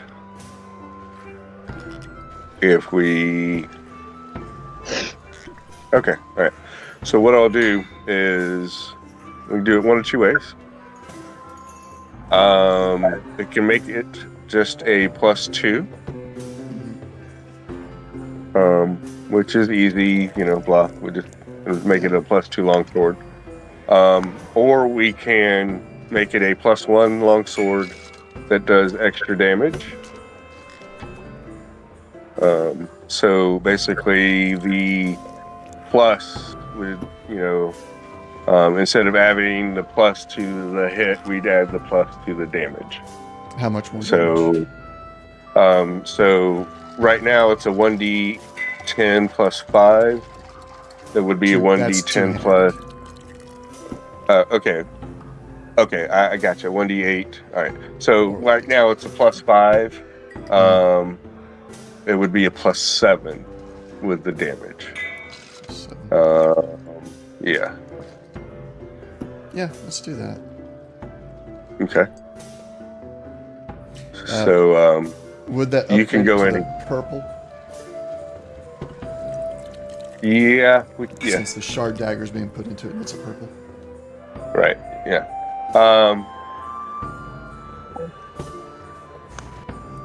Yeah, we'll do it that way. I can make that change. Actually,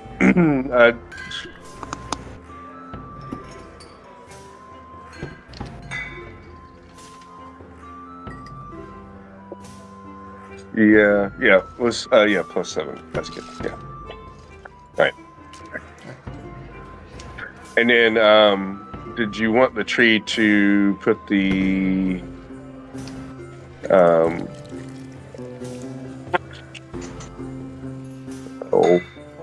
the vine wrap? Yes. Yeah, I was going to ask it to do that again onto the sword. Right. Okay. Right. And I've got those stats. It'll be just the same benefit as before, right? Yes. Yeah. All right. Yeah. So I'll get that done, and I'll have it ready for whenever the blacksmith finishes. Yeah.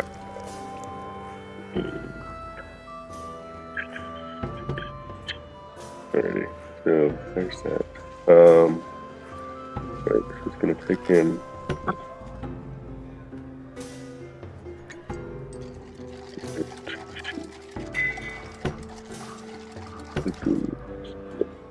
And then I guess there's also 5 pounds. 5 pounds of metal. 5 pounds of metal. All right.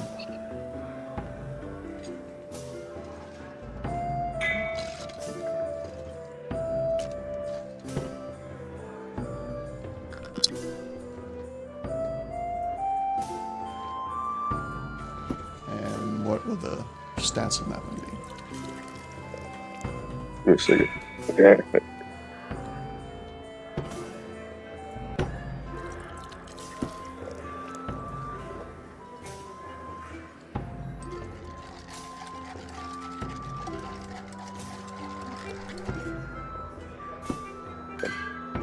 All right. So that's going to be a +1 shield with resistance to acid.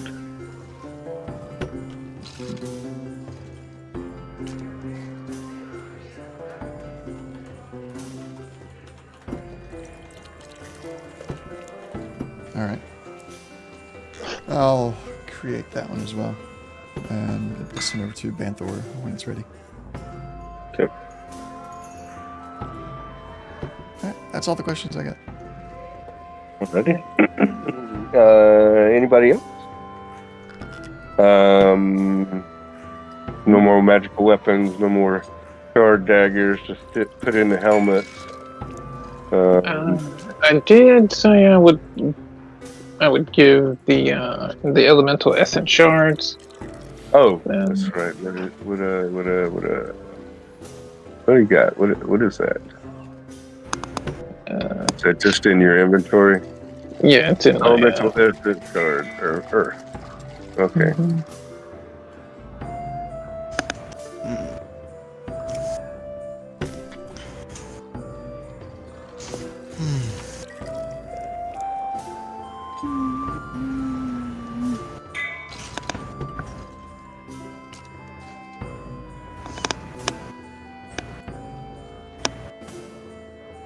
mhm. Go ahead.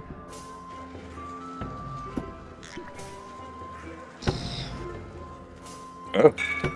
Okay. All right. So you want to take that off your character sheet then? Or I Yeah, can. I'll take it off.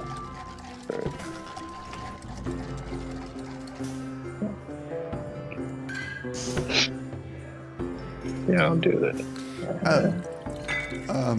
When we're outside of the tree, I will tell the others about the pieces of the cursed dagger and kind of produce them.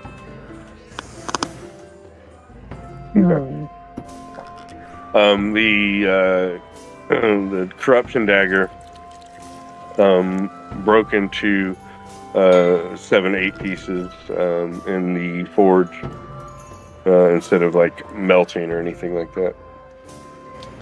Do they, taking a look at them, do they still hold properties? Do I need to do like a arcana on that?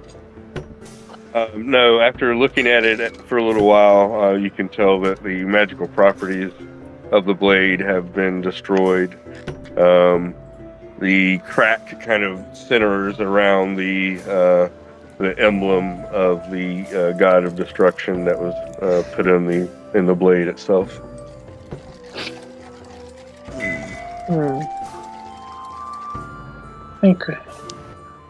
think we should hold on to this. I feel this is going to... We're going to need this in the future. These pieces.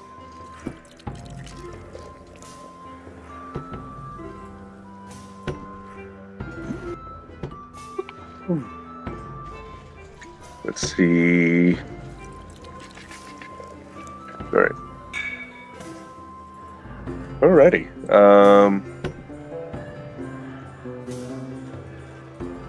Panther, I'll give you the helmet here after I'm finished with a few. I'm still putting things on it now that we've added a few blahs to it.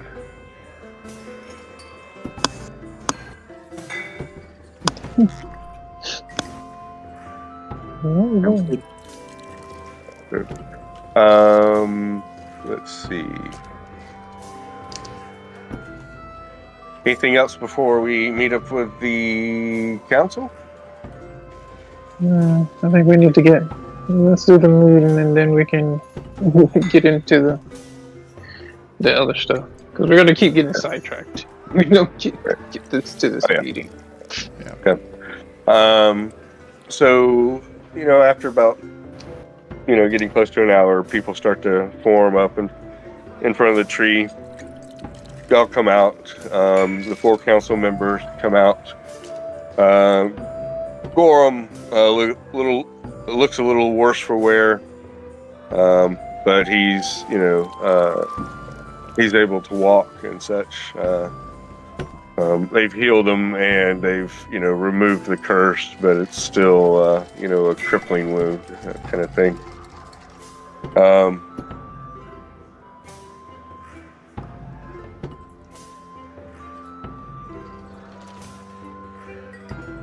Let's see. Yeah, that's right. Necra, do you come back and hang out with the old folks?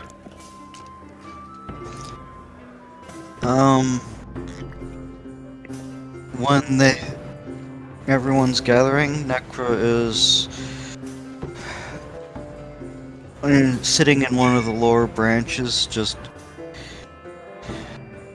waiting and trying to stay awake. Like, yeah, get on with it. You're long talking for It doesn't really do anything, but you insist on doing it. Get done, please. We have other things to do today.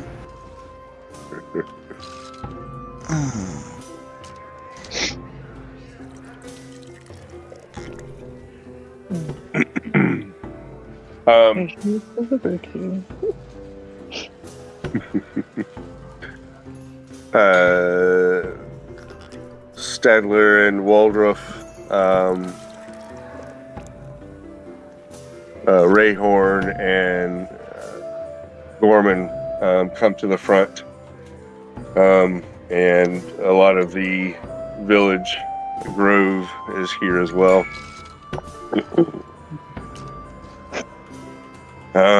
We come before you. We need understanding. We've been talking for the last hour or so, and we're disturbed about what we're finding out here. It seems that you've killed Faryan and Sarabelle, and it seems that Lestrand was somehow involved with this as well. He is currently being held, and though he doesn't seem to remember much.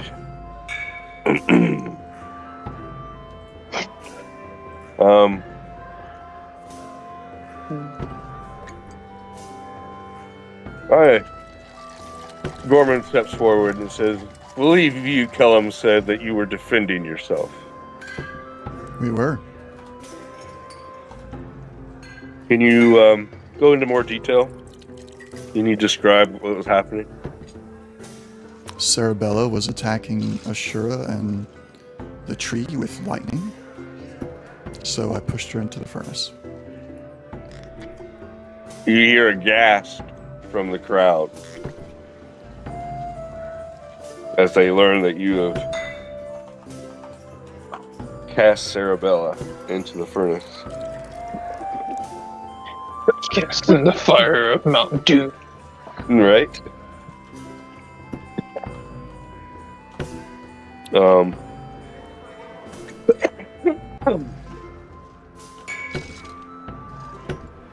Even from the crowd in the back, you hear somebody say, just like some fairy tale. Oh, goodness.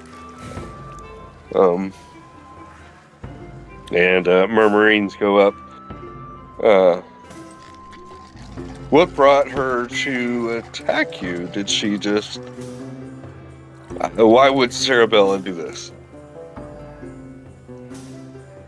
Ashra's going to step forward and going to point to the corpse of Farian. That is what brought Sarabella. Farian, something beyond Farian, was corrupting Sarabella, tainting her mind as it did Farian. There's a great darkness out there. You all know of it. This ancient god. Its influence is starting to reach out once again. It got to Farian, and through Farian, it was trying to spread. Unfortunately, it took advantage of the naivete, I say hesitantly, weakness of Sarabella. Was able to influence her, corrupt her with lies of great power. I'm sure it's going to pull out those beads. Okay. Rayhorn will step forward as you pull out the beads. What are these? These beads were found on both Farian and Sarabella. They once held great dark corruption. It seems to have been purified now. But from my studies, from what I could tell, the longer these things were held on someone's person, the more it seeped into their mind, their consciousness, crafting them to this darker being.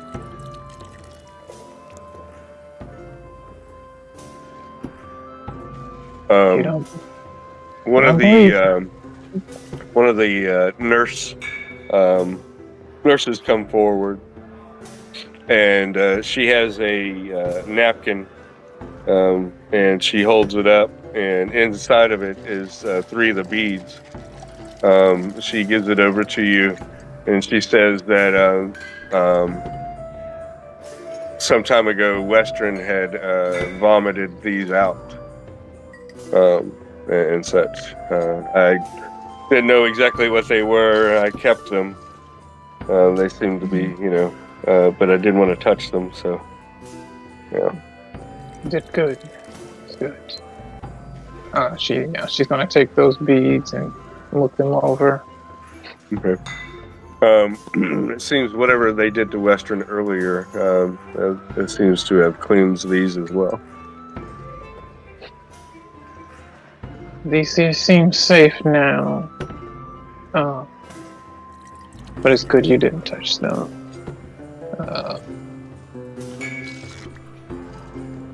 There is a dark presence that is trying to infect not only the tree, and she points to the tree, but our way of living. We have to be careful. We are an ecosystem that must work together. The tree and the grove, we sustain each other. There is not one above the other.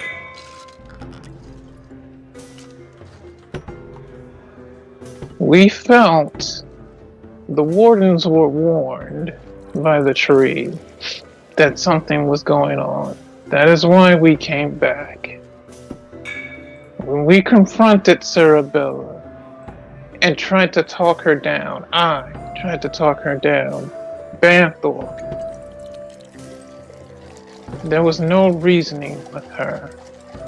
The darkness, the corruption had got too deep. We had no choice.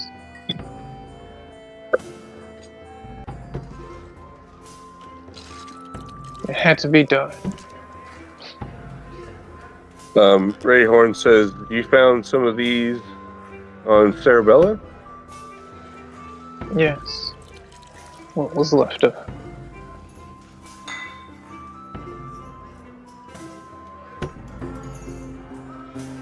That's the same as I found them on what was remained of what was once Farian. These beads. I couldn't tell you where on the body they might have been or if they were ingested, but they were here.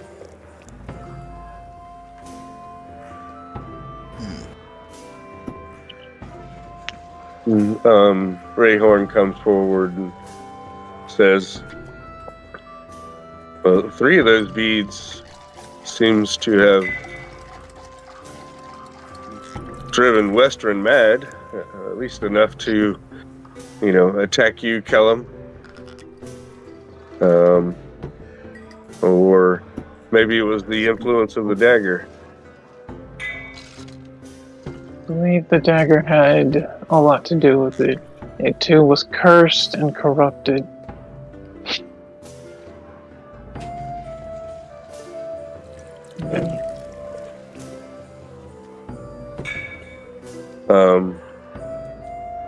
So,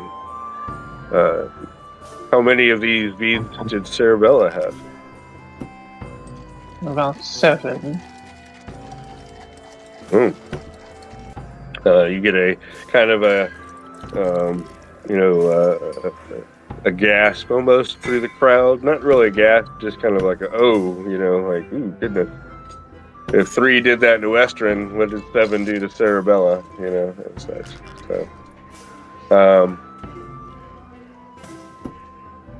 And even I didn't get a number of how many was on far end. I mean, what'd you say would be was on? 13. 13. Yeah, so seriously, even more was found on far end, and you see what happened. She gestures to the corpse as it Farian was mutating, changing to something else.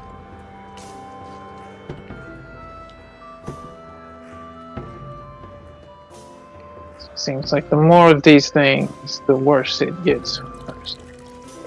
And the stronger the corruption.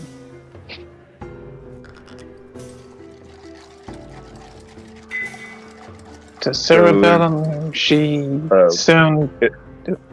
Go ahead. Yeah, in the background you hear somebody, so who else has the beads? And then, it's like, it just kind of like wildfire, it just spreads from there. People just start murmuring, and, there's a general kind of low-level panic, as people kind of, look at each other, and like, I should be able to sense it.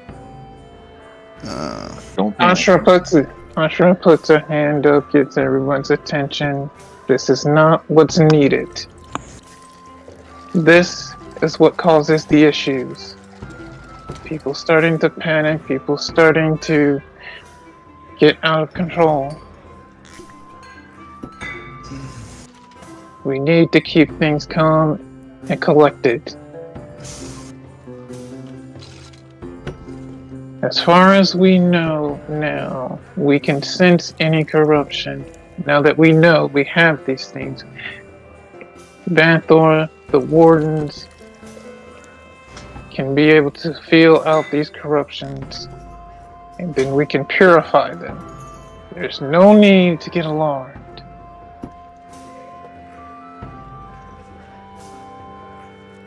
Kellum will just say quietly so that only those of us on the stage or whatever it is we're on can hear, and just our group, not even the council. We should probably refrain from saying anything else regarding that. We don't want to plant ideas. Sure. There's a nod. A nod. That's it.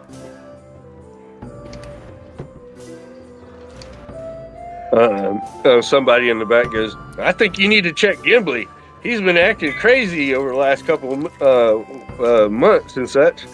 That's just because I'm molten and it doesn't feel right. You had to deal with this for months, and you get a little cranky too.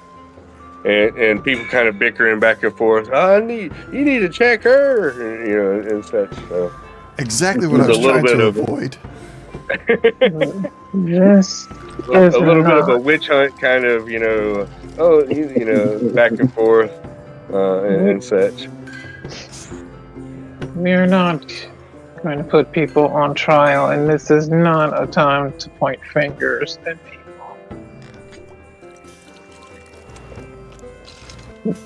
What if you find somebody else who's corrupted? Are you just gonna take care of them? What was the word you said? Yeah, Kellum will not respond. As I said, I'm asking her the character. He kept the accents as the character.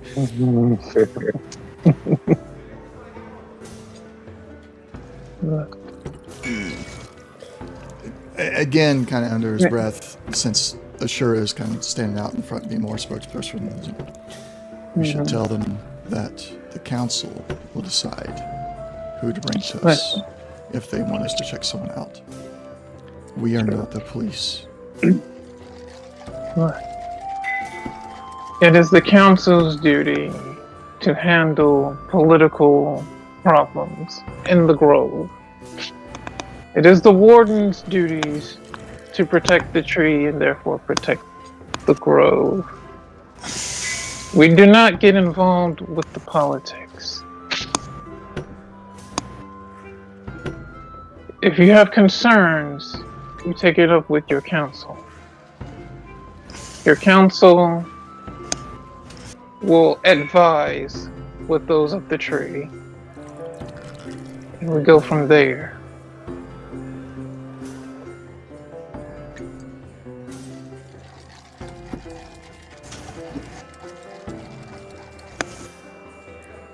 Any other questions?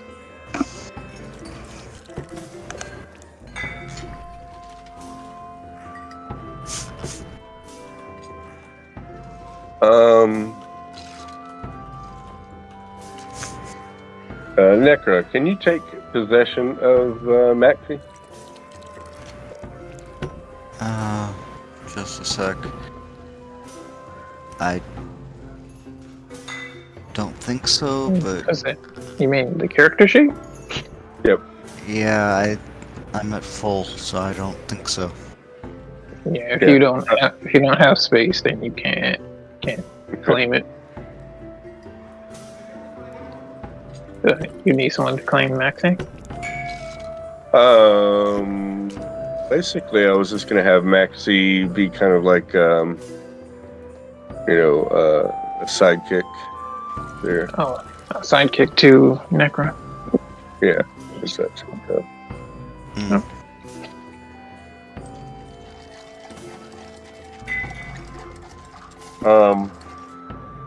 Alrighty.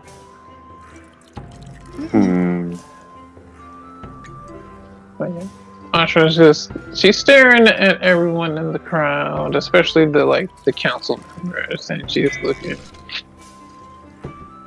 Any other concerns? I wanted to make it clear, the wardens are staying out of political discussions. Unless it involves protection of the grove and the tree. We wish to stay out of it. We do not want to influence things one way or another.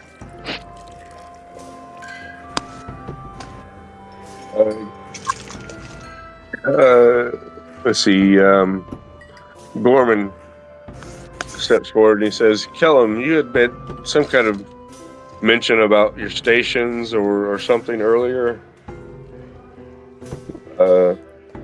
Yes. Anyone Do you want has, to expound on that? anyone that has been chosen by the tree to serve the tree must forfeit all position within the group.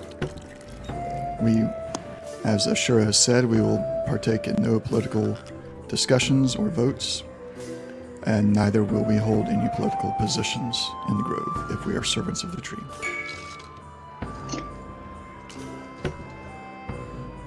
The main issue there is that the tree is choosing us and giving us powers, essentially giving us influence because we serve the tree and everyone here respects the tree. But none of you chose us.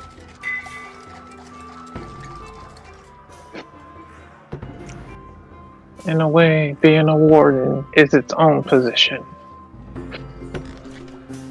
As a servant and as a protector. Therefore, they shouldn't hold any other thing. If you wish to give renown or respect or whatever that is something you can keep in your records.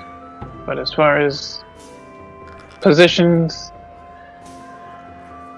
just wardens, servants and protectors. And speaking of the renown, Kellen will, at this point, take out the renown that he has and return it to the individuals that gave it to him, each one. Okay. So basically, the custom that you're basically doing is you are permanently expending or spending or utilizing your renown to make your statement true and such. So you're giving away or giving back your renown, and that is something that people do, to make their like, oh well, I'm going to give this much renown back just to make my point, across, so it makes more weight. So you take out all your renown and you give it back to the council, saying, hey, I give up my position. I don't have any, standing outside of being, a warden and Kellum. I don't have any renown, and I give this up permanently, as part of this, statement. So that carries its weight, basically. It's not just, you're not just doing a random thing. You are doing a thing that, can be done and such. But to a much further extent. You're giving up all of your renown. To never receive any more. Right, yes, and to the future of that. When Kellum turns around after giving this last piece away, he makes eye contact with each of the other servants of the tree. I nod and follow suit. All right. So Banthor, you come forward and hand forth your renown.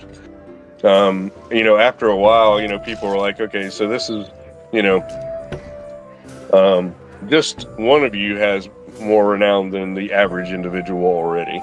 Most people don't have much renown. They're not adventurous or do, spectacular things to get renowned. So that being said, you're permanently giving up, the renown that you have and the renown in the future than most people have in general. So it has that impact on them. As Kellum and Banthor, you have come up and given away your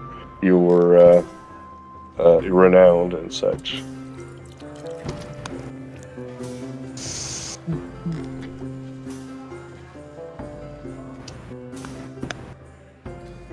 Kellum will kind of push Necro on the shoulder a little bit. Well, give her up as well. Even though I am not a warden directly, But you are a servant of the tree, though. I am a servant. Yes, I am a servant, and feel my own connection to the tree, and therefore feel that I should also surrender.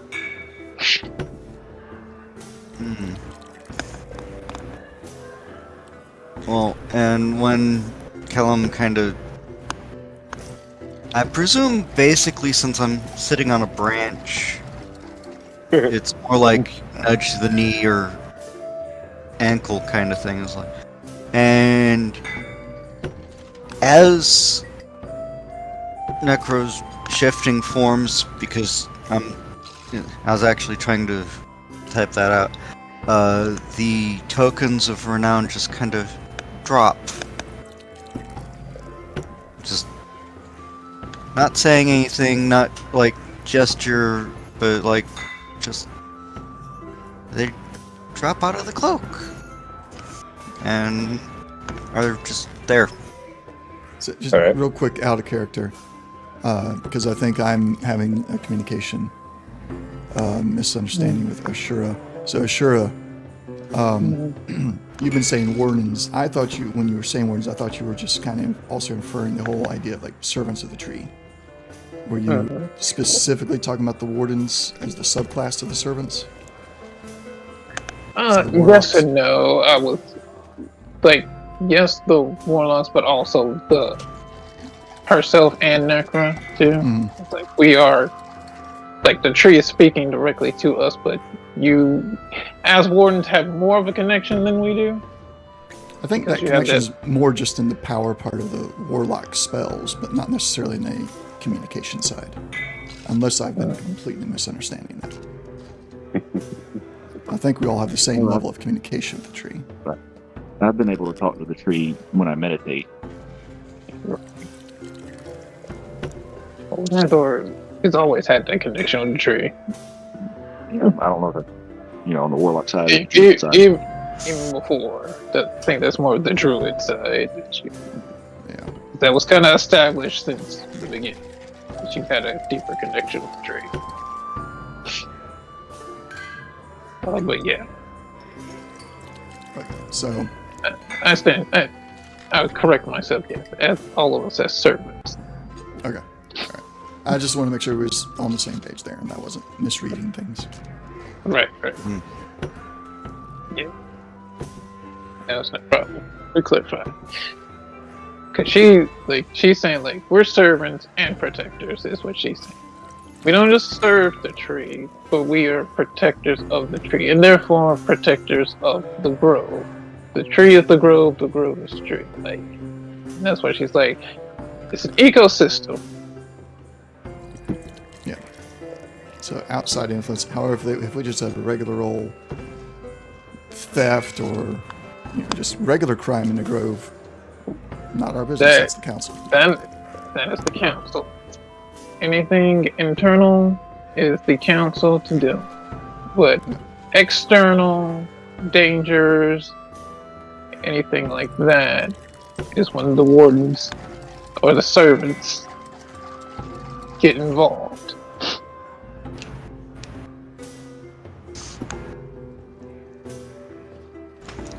We can So I think- communicate with the tree once, but the council makes decisions on what's going to happen, with the people. And as far as the people and the grove, the land, but which also would include the tree, because the tree wants to expand its territory, so that would involve the whole grove. And she would explain this stuff if people were still talking, asking questions. She would explain this. Is the thing that we all have to kind of consider. The tree does want to expand. When it comes to expanding the territory, we need to know which ways are safer to expand, which ways can we start building and such. Is it safe to let John expand that way? He might do it anyway. And therefore, we might have to go and talk to him and be like, no, John. Not to the west.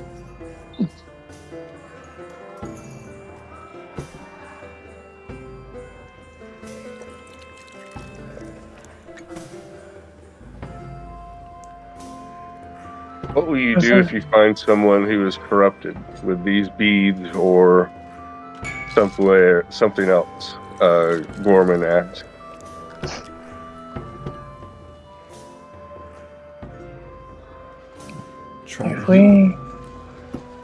We want to root out any corruption.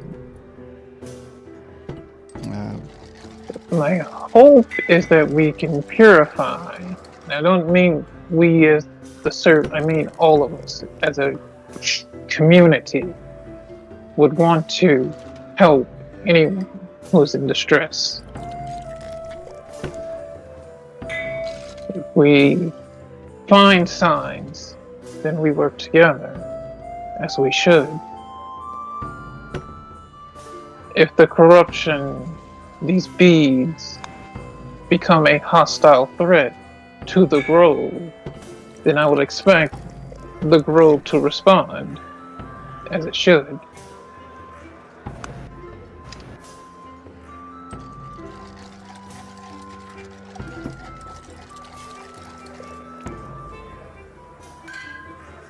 Rayhorn steps forward and says, Western seems to have been changed since he's vomited these beads out and been purified. He doesn't seem to remember what has happened over the last 4 or 5 days, he says. That's great. He was a lucky one. He was able to get to in time.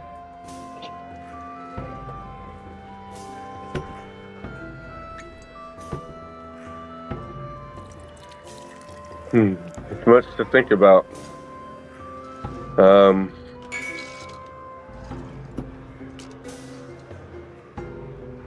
We will, as a council, leave you out of the affairs of the village,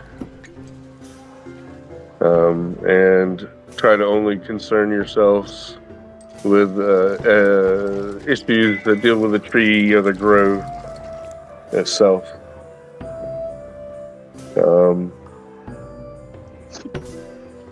It seems that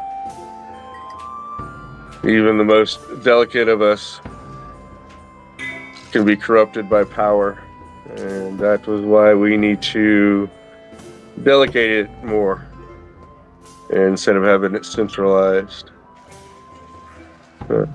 We have the Council of Four for the seasons, and we have you wardens to help protect the grove and the tree. And we have the hunters and the arborers. Everybody has their place, like you said, an ecosystem. Mm-hmm. I would advise you and anyone else, he looks to the crowd of people, and then looks back at you, the group, to be weary of your actions.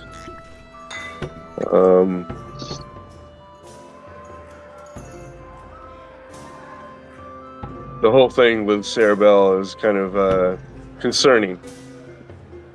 It may have needed to be done, or she needed to be handled.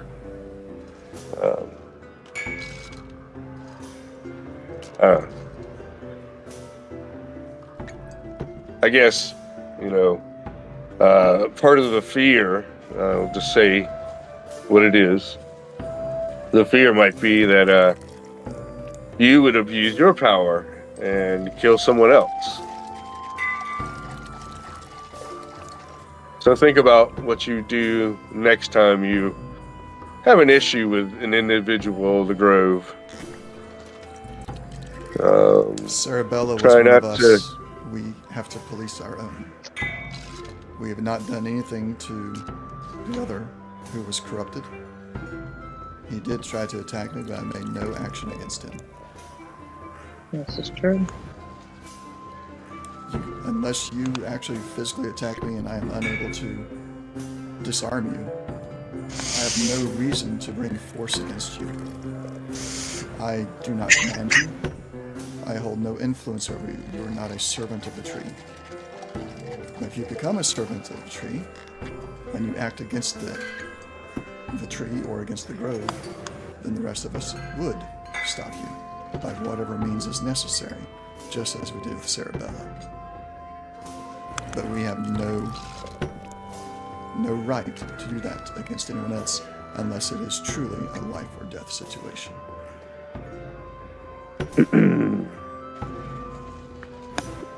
So what you're saying here is that you met power with power? Yes.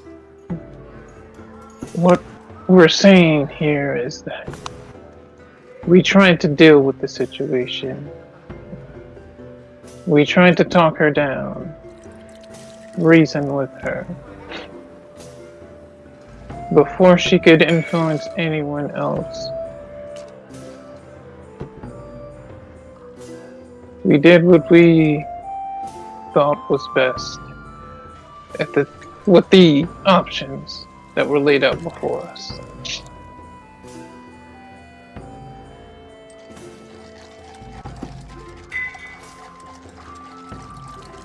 Well, being that she was the warden as well, It makes good sense. He kind of looks to the other members, and they all kind of, nod in agreement and such, that you would take care of the situation, take care of the problem, that you would handle Cerebella.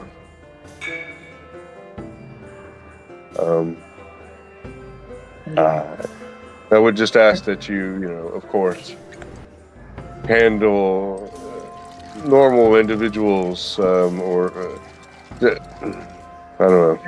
Again. Well, try not to throw us in the fire if you find that we're corrupted. Again, it is council business, grove business. If someone should break one of the grove's laws or something, we expect the hunters or warriors within the grove to handle.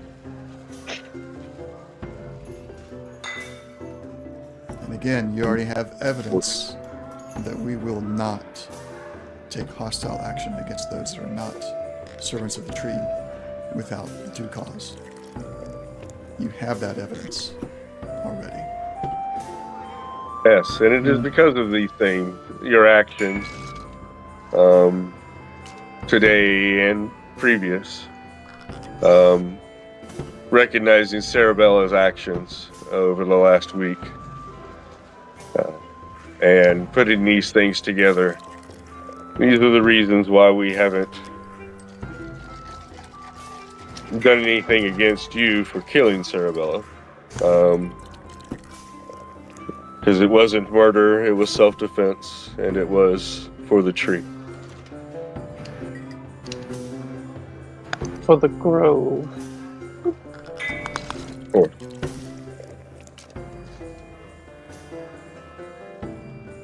it is a sad day. We should prepare to mourn Cerebella. And do not fret and fear. The wardens say they can detect these things now that they have discovered it.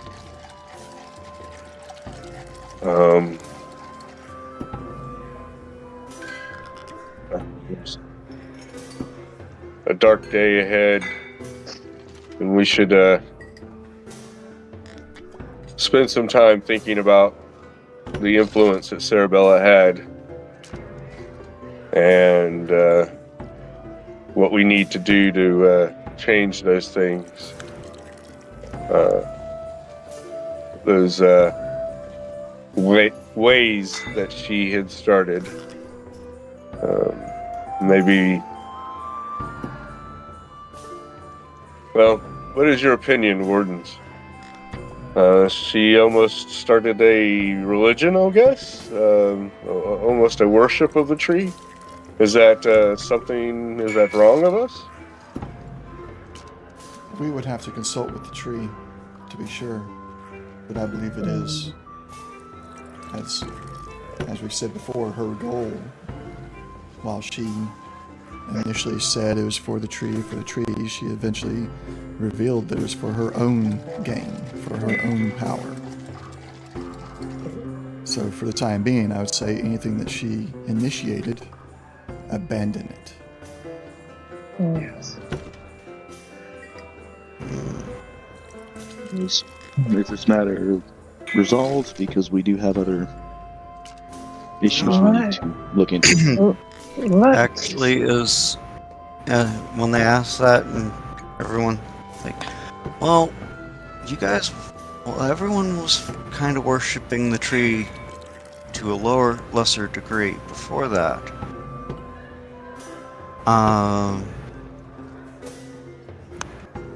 Why do you need to advance? We'll worship it harder, and then continue walking away. There's nothing wrong with wanting to give thanks to the tree. Again, this is an ecosystem. The tree, we all work together, including the tree itself. It doesn't mean you need to worship it as if it is some great deity.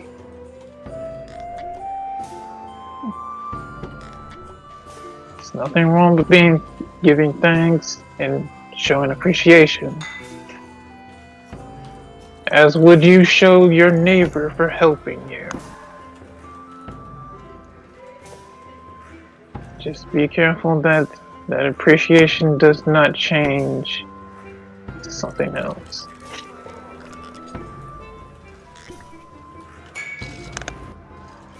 Chew on that. How you like them apples? No, she doesn't say that part. Right. But she does. Go ahead. We do have other matters, and I think a lot has been discussed and such today. Everybody should take the time, mull it over, think on it. If we need another meeting, we will be happy to meet again. I think everyone needs time.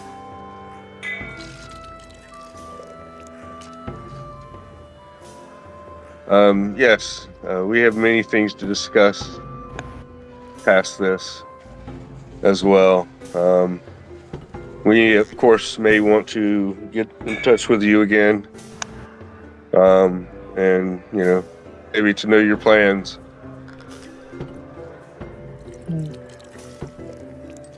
But we have no task. We have no task as of yet.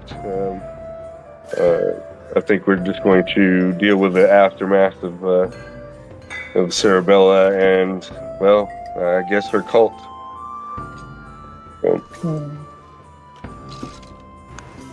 And we are here to serve as best we can. You know where to find us.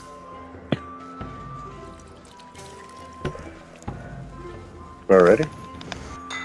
I guess with that, they, you know, give you leave, and you know, start talking amongst themselves. Some people come up to them and they start chatting and things. The general vibe of the grove is more positive than it was earlier. They see, you know, the wardens, you know, the adventurers in a better light. You can tell by the way they're looking at you, making an eye contact, things like that. So where before, you know, there was some doubt and, you know, misgivings, it seems like the majority of people, or at least the majority of the feelings, are that you did what you had to do, and it was for the best of the grove. Also, people are in awe, in a way, for your display of giving up your renown and such. So, already you make your way to the tree, and yeah, what y'all want to do now? All right. Now we can get to the neat part. Discuss the. All right. So, as you come in, the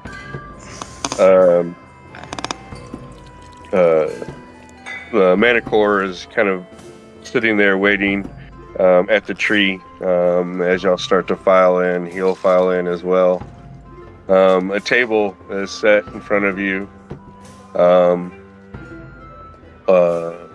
One with a chair for each of you, even one for Zorn, and for the Manicore. The Manicore doesn't really get much of a chair,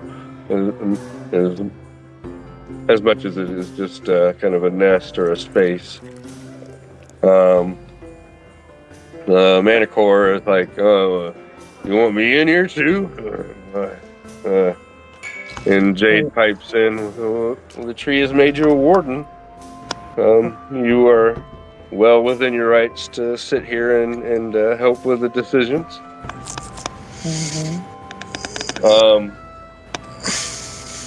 A vine, kind of a thicker vine, comes down and grabs the Three Musketeers bust, the warden's bust, and sets it down in front of the table. then two vines come out, each holding, like a circlet. And one vine comes up to you, Ashura, and one vine comes up to you, Zorn. Zorn, as the vine comes up to you, it suddenly stops about 6 feet away from you. And like a curious dog almost, kind of like starts examining you.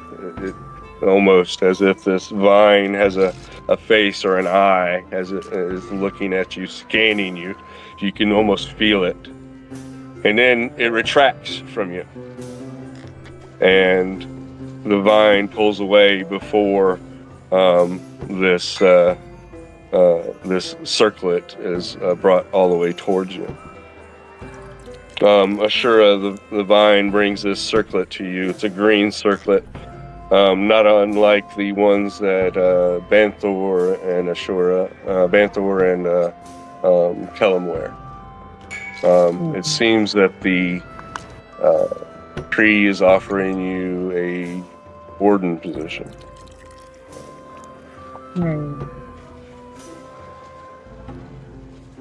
She looks at it and really thinks for a moment. And shakes her head. Sorry, John. My position still hasn't changed. I feel myself a servant and a protector, but I don't need that's the right way to say it. She doesn't need the warlock power for it. That's what she's trying to say. Okay.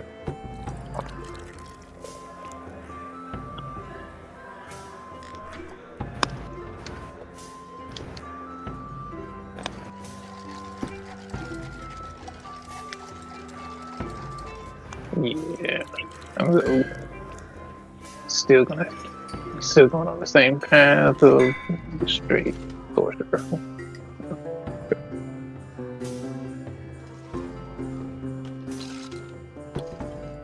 For now. I mean, that may change. For now. All right. Okay. So with that out of the way,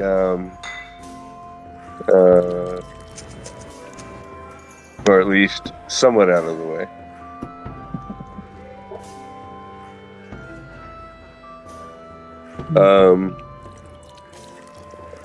Jade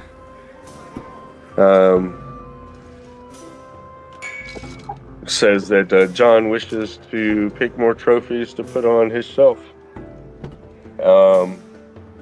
And a bunch of trophies are put on the table. Ones you've seen before. The tome, the collection of books, the ritual to speak with Beast, the altar to shift magical items into experience for the tree, or power for the tree. The fruit tree with the different plum, grapes, and apples. And a calling to call in a beast to help guard the grove. Much like the fox, the stag, or the cougar, panther. Jade will say that the guardians have some sway over John and his personality in a way. So if you did choose that and choose the animal, be careful about that choice, because it will affect John slightly as well. So, Right. the Woot Hive. So if you're looking for some soldiers or some help hands that can spawn some woots for y'all, and the life pod. The big reason the life pod is being introduced or is thought of, Jade said, is because John couldn't help the Manicore because he didn't have any domain over the Manicore. He wasn't part of his grove, Mm-hmm. and that's why he wasn't able to heal him fully. Which is why he gave him the option of being a warden, being part of the grove. Being a warden would have made him automatically part of the grove under the protection of the tree, and he would have been able to then heal them and such. There's just a few restrictions that John has, the tree has, on how he can use some of this power, or how and where and who. Right. So that's some of the other backstory stipulation, what was going on with that whole story there. Makes sense. A little recollection or understanding comes through to Marceau. He as he understands the situation more, you can kind of see it, I don't know, like lift off of him a little bit. It's shift. There's a shift in his attitude. So,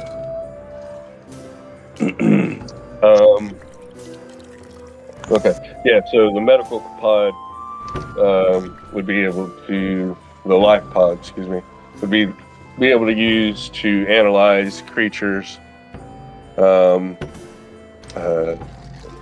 Life forms, and heal, possibly even heal the dead, as long as they'd have to be a person of the grove, most likely. He might be able to heal the dead. It depends on what the DM's whims are.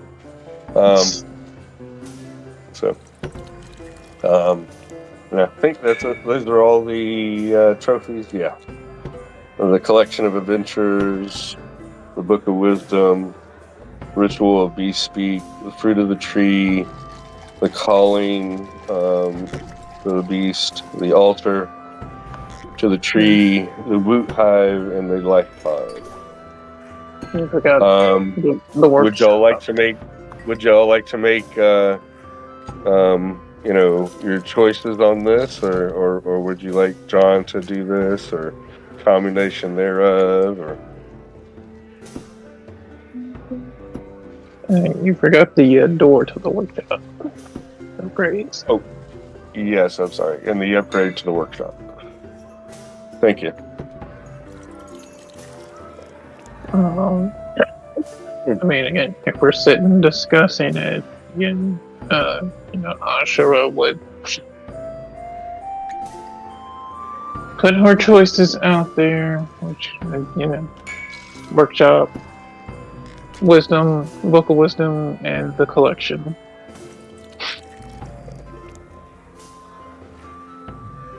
That's Banthor's choice as well.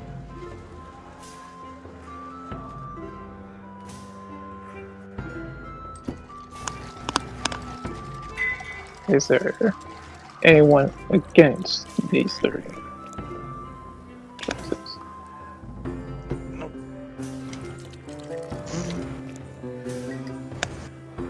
Well, I can think of a reason to get the altar, but we don't really have to do it. And Necra kind of looks towards Zorn, like, Zorn, you've been quiet. Do you have any input? Anything you'd like to add from today's events? Anything at all? hopefully we haven't put you to sleep. This isn't Thursday for you, is it? What?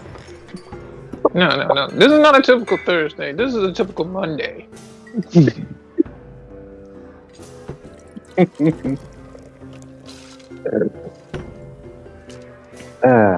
see. I am bound to my home, and he uses that funny word again. I cannot be part of you, but I will help you. Perhaps eventually I will be able to bring my people here, but that will be much later.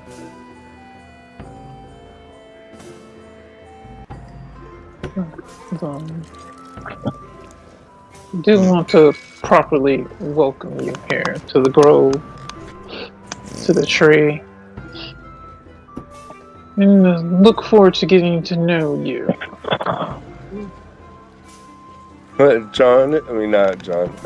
Jade says to you, Zorn, and kind of to the group, well, at least John seems to trust you enough to let you into his sanctum. You are in the inner sanctum, and well, you were about to be offered, though for some reason he recoiled. It's a matter for another day. Necra, the vine kind of recoiled, kind of like it recoiled from you. Oh, the same way it recoiled from Necra. I think we would have caught that then. Yeah. So now the awkward stare between Necra and Zorn. Would this be insight perception if I needed to make a roll to try to understand? No, you recognize that, because you're like, oh, I've seen this, like when the vine was coming towards them, you're like, oh yeah, I remember what happened. Oh, that happened. Okay. It rejected, because you got that sense of rejection, basically. Like, oh no, can't mess with that, kind of thing. Right. It did the same thing with Zorn. Oh no, can't mess with that. Right. And kind of look out the door. Is Maxie still there? Actually,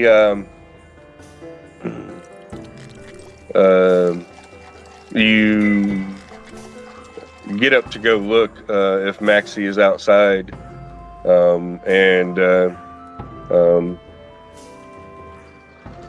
you see her signaling to you. She's kind of like up in the upper part of the room. It seems the tree has allowed Maxie to come in as well. All right. Oh no. Yes. Basically, as you start to stand up, she, kind of gets your attention and stuff. You're like, oh, I didn't see you sit, because she was hiding away. It's like, haha, I made my way inside. And gesture to Maxie and kind of in Thieves' Camp.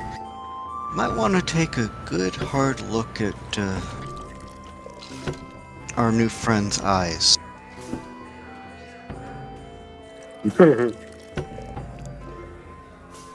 Gotcha.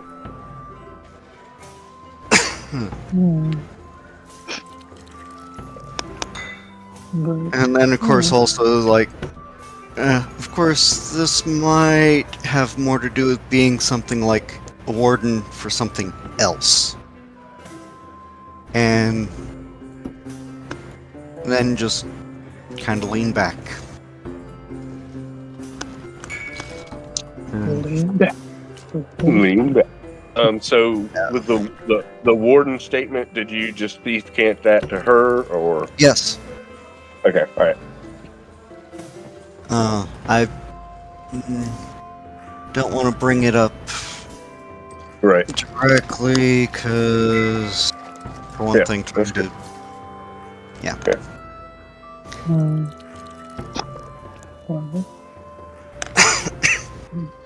That awkward moment aside, I think no one has an issue with the 3 selections. So the upgrade to the lab, the wisdom, and the collection are the 3. XP faster, XP faster. So is that everybody in accordance? Yeah. Alrighty. So 3 vines come and grab the upgrade for the workshop. Basically, is an egg and another table kind of thing. So the egg sitting on this table, and he comes over and grabs that. Grabs the notebook. Okay. Grabs the Book of Wisdom. Looks like a heavy tome, and sets that down on the bookshelf. A chair kind of forms on the side underneath the stairs going up to the lab, the workshop. Well, we're going to call it the lab now.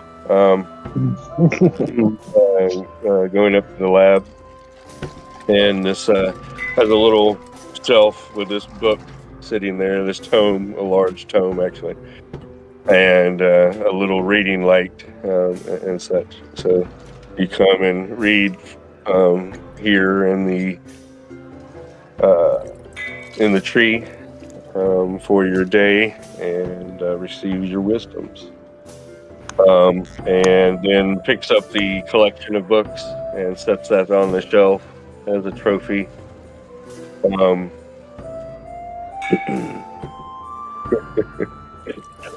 A chair, kind of like a medical chair, basically, something that you would strap yourself into. Arms, legs, head, kind of pops out of the wall. It is formed out of the wall. And looks like it will harness in a person. Has vines going to a head apparatus that looks like you pull down over your head and strap yourself in and go for a ride. As we download information. Matrix style. Yeah, that... Alright. That's gonna be interesting. Cool. Strap yourself in, boys. We're going for a ride. Sitting next to this apparatus are a set of small books. They're very uniform in size, and on their markings on them, they have martial skills all the way up to local history and such. It's like a Encyclopedia Britannica book set of this, some 30 odd books. these little books. So it discusses, a curious individual will go and look at an individual book, and it'll talk about things, and then it'll talk about the process of what you need to do sitting in the chair to download the information.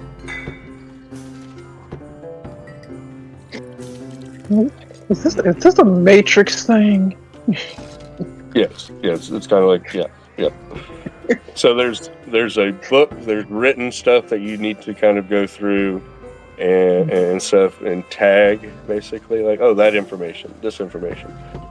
Mm-hmm. Once you're done, it's downloaded.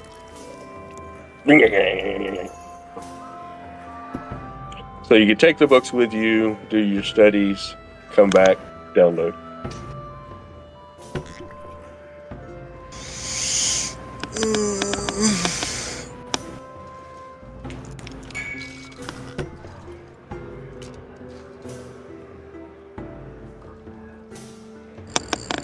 Sorry about that.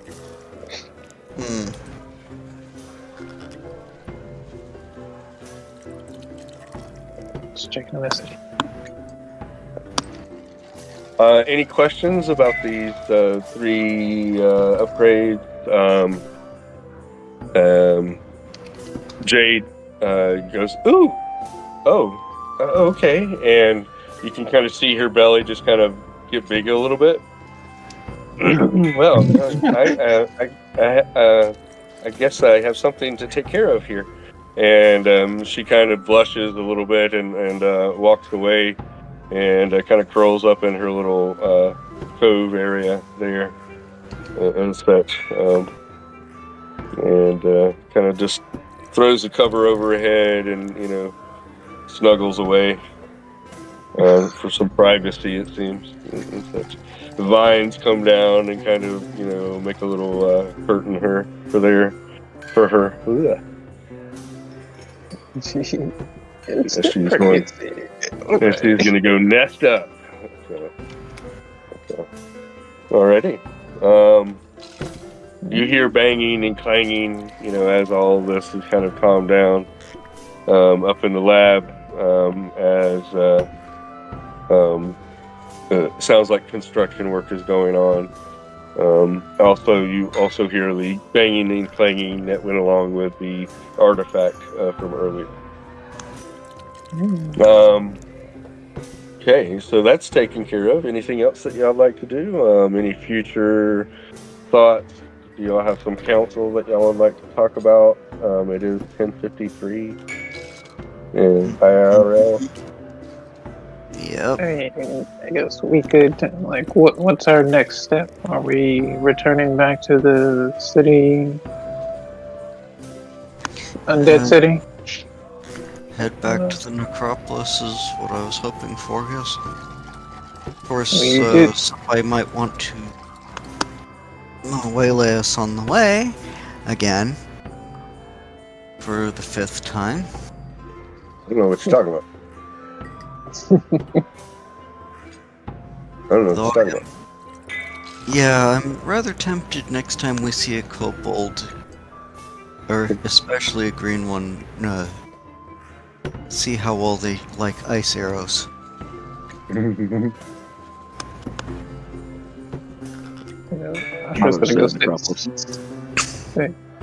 Yeah, we can return to. I mean, we do need to. Well, there's a ritual to finish anyway. If we want to complete that and move from there, kill him. You also have the vault, the egg vault. All right, there's still the dragon.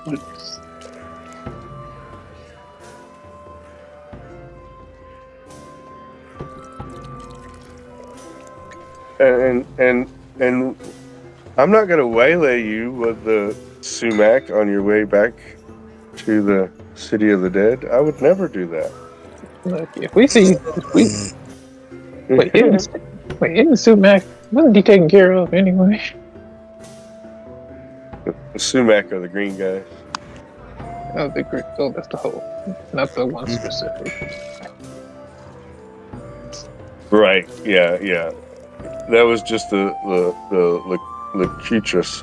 I can't say it right now. Locutress. Man, my Voice. Yeah. The voice. Right. And she is called Lady Sumac.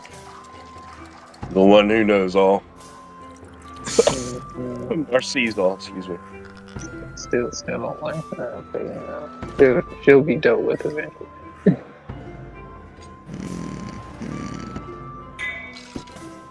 I say that as a player, not a character. Hey. Sorry, Zorn. You didn't have much to do today. You came in at a weird time. Like Kind of. like Deadpool said to Deadpool said to Wolverine, you came in at a low point, in the TVA. So. Anyhow. I think he likes them because I think he just likes sitting back and just listening to the drama. Right, to the story. It's just like I'm just listening. I'm just here having a good time. Where's the popcorn? Where's the popcorn? So, I let's think see. we're gonna Gotcha. in the Metropolis. Jade will tell you that the whip came from John, and it's just a simple +1 whip.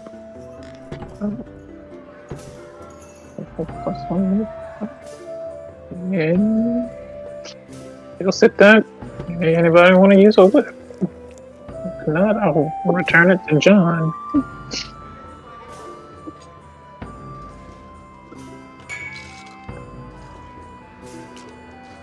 Alright, I guess she'll hold it up for John. Okay.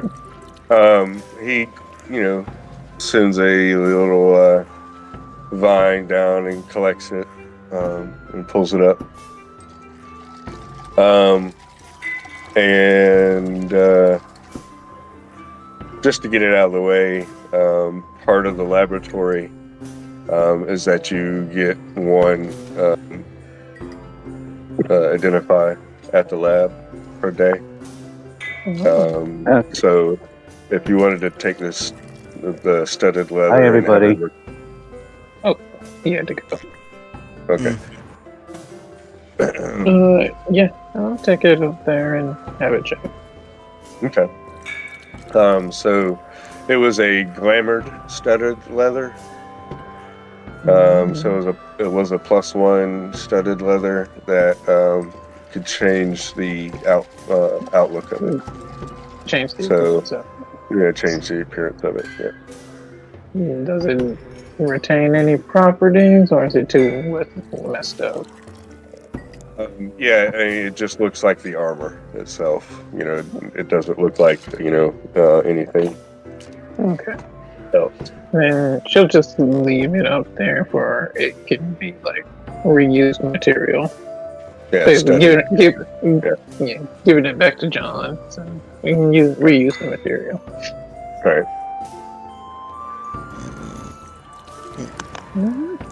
Sounds good. The room has gotten a little larger. We added a table. Looks for crafting, assembling magical items and such. So there's more potion options. There's things that you can do with the apples, plums, and grapes. You can make potions out of those. So you can make what's the next? You have a healing potion, and then there's greater. Yep, it's healing, greater, superior, supreme. Gotcha. So you can make a greater and a superior healing potion using apples and herbs and such. So there's the formulas for those. There's a potion to remove fatigue that can be used from the grapes. And there's a potion for lesser restoration that can be used from the plums. Ooh, that's nice. Cool. So those can be produced from the gazebo, those fruits and such. And the tree can produce some upon request, but not a lot. So.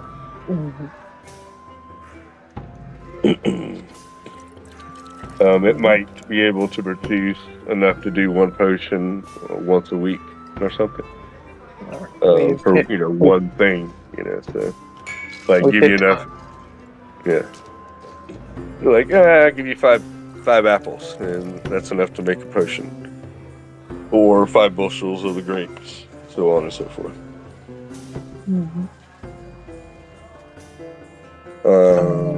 Do we want to let kill him wrap up the stream? We've hit our time.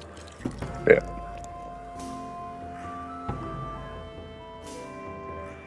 Tell him, are you asleep? I'm sorry. Say that again. We were saying it's 11:02. I guess we need to go ahead and wrap it up. Yeah. All right.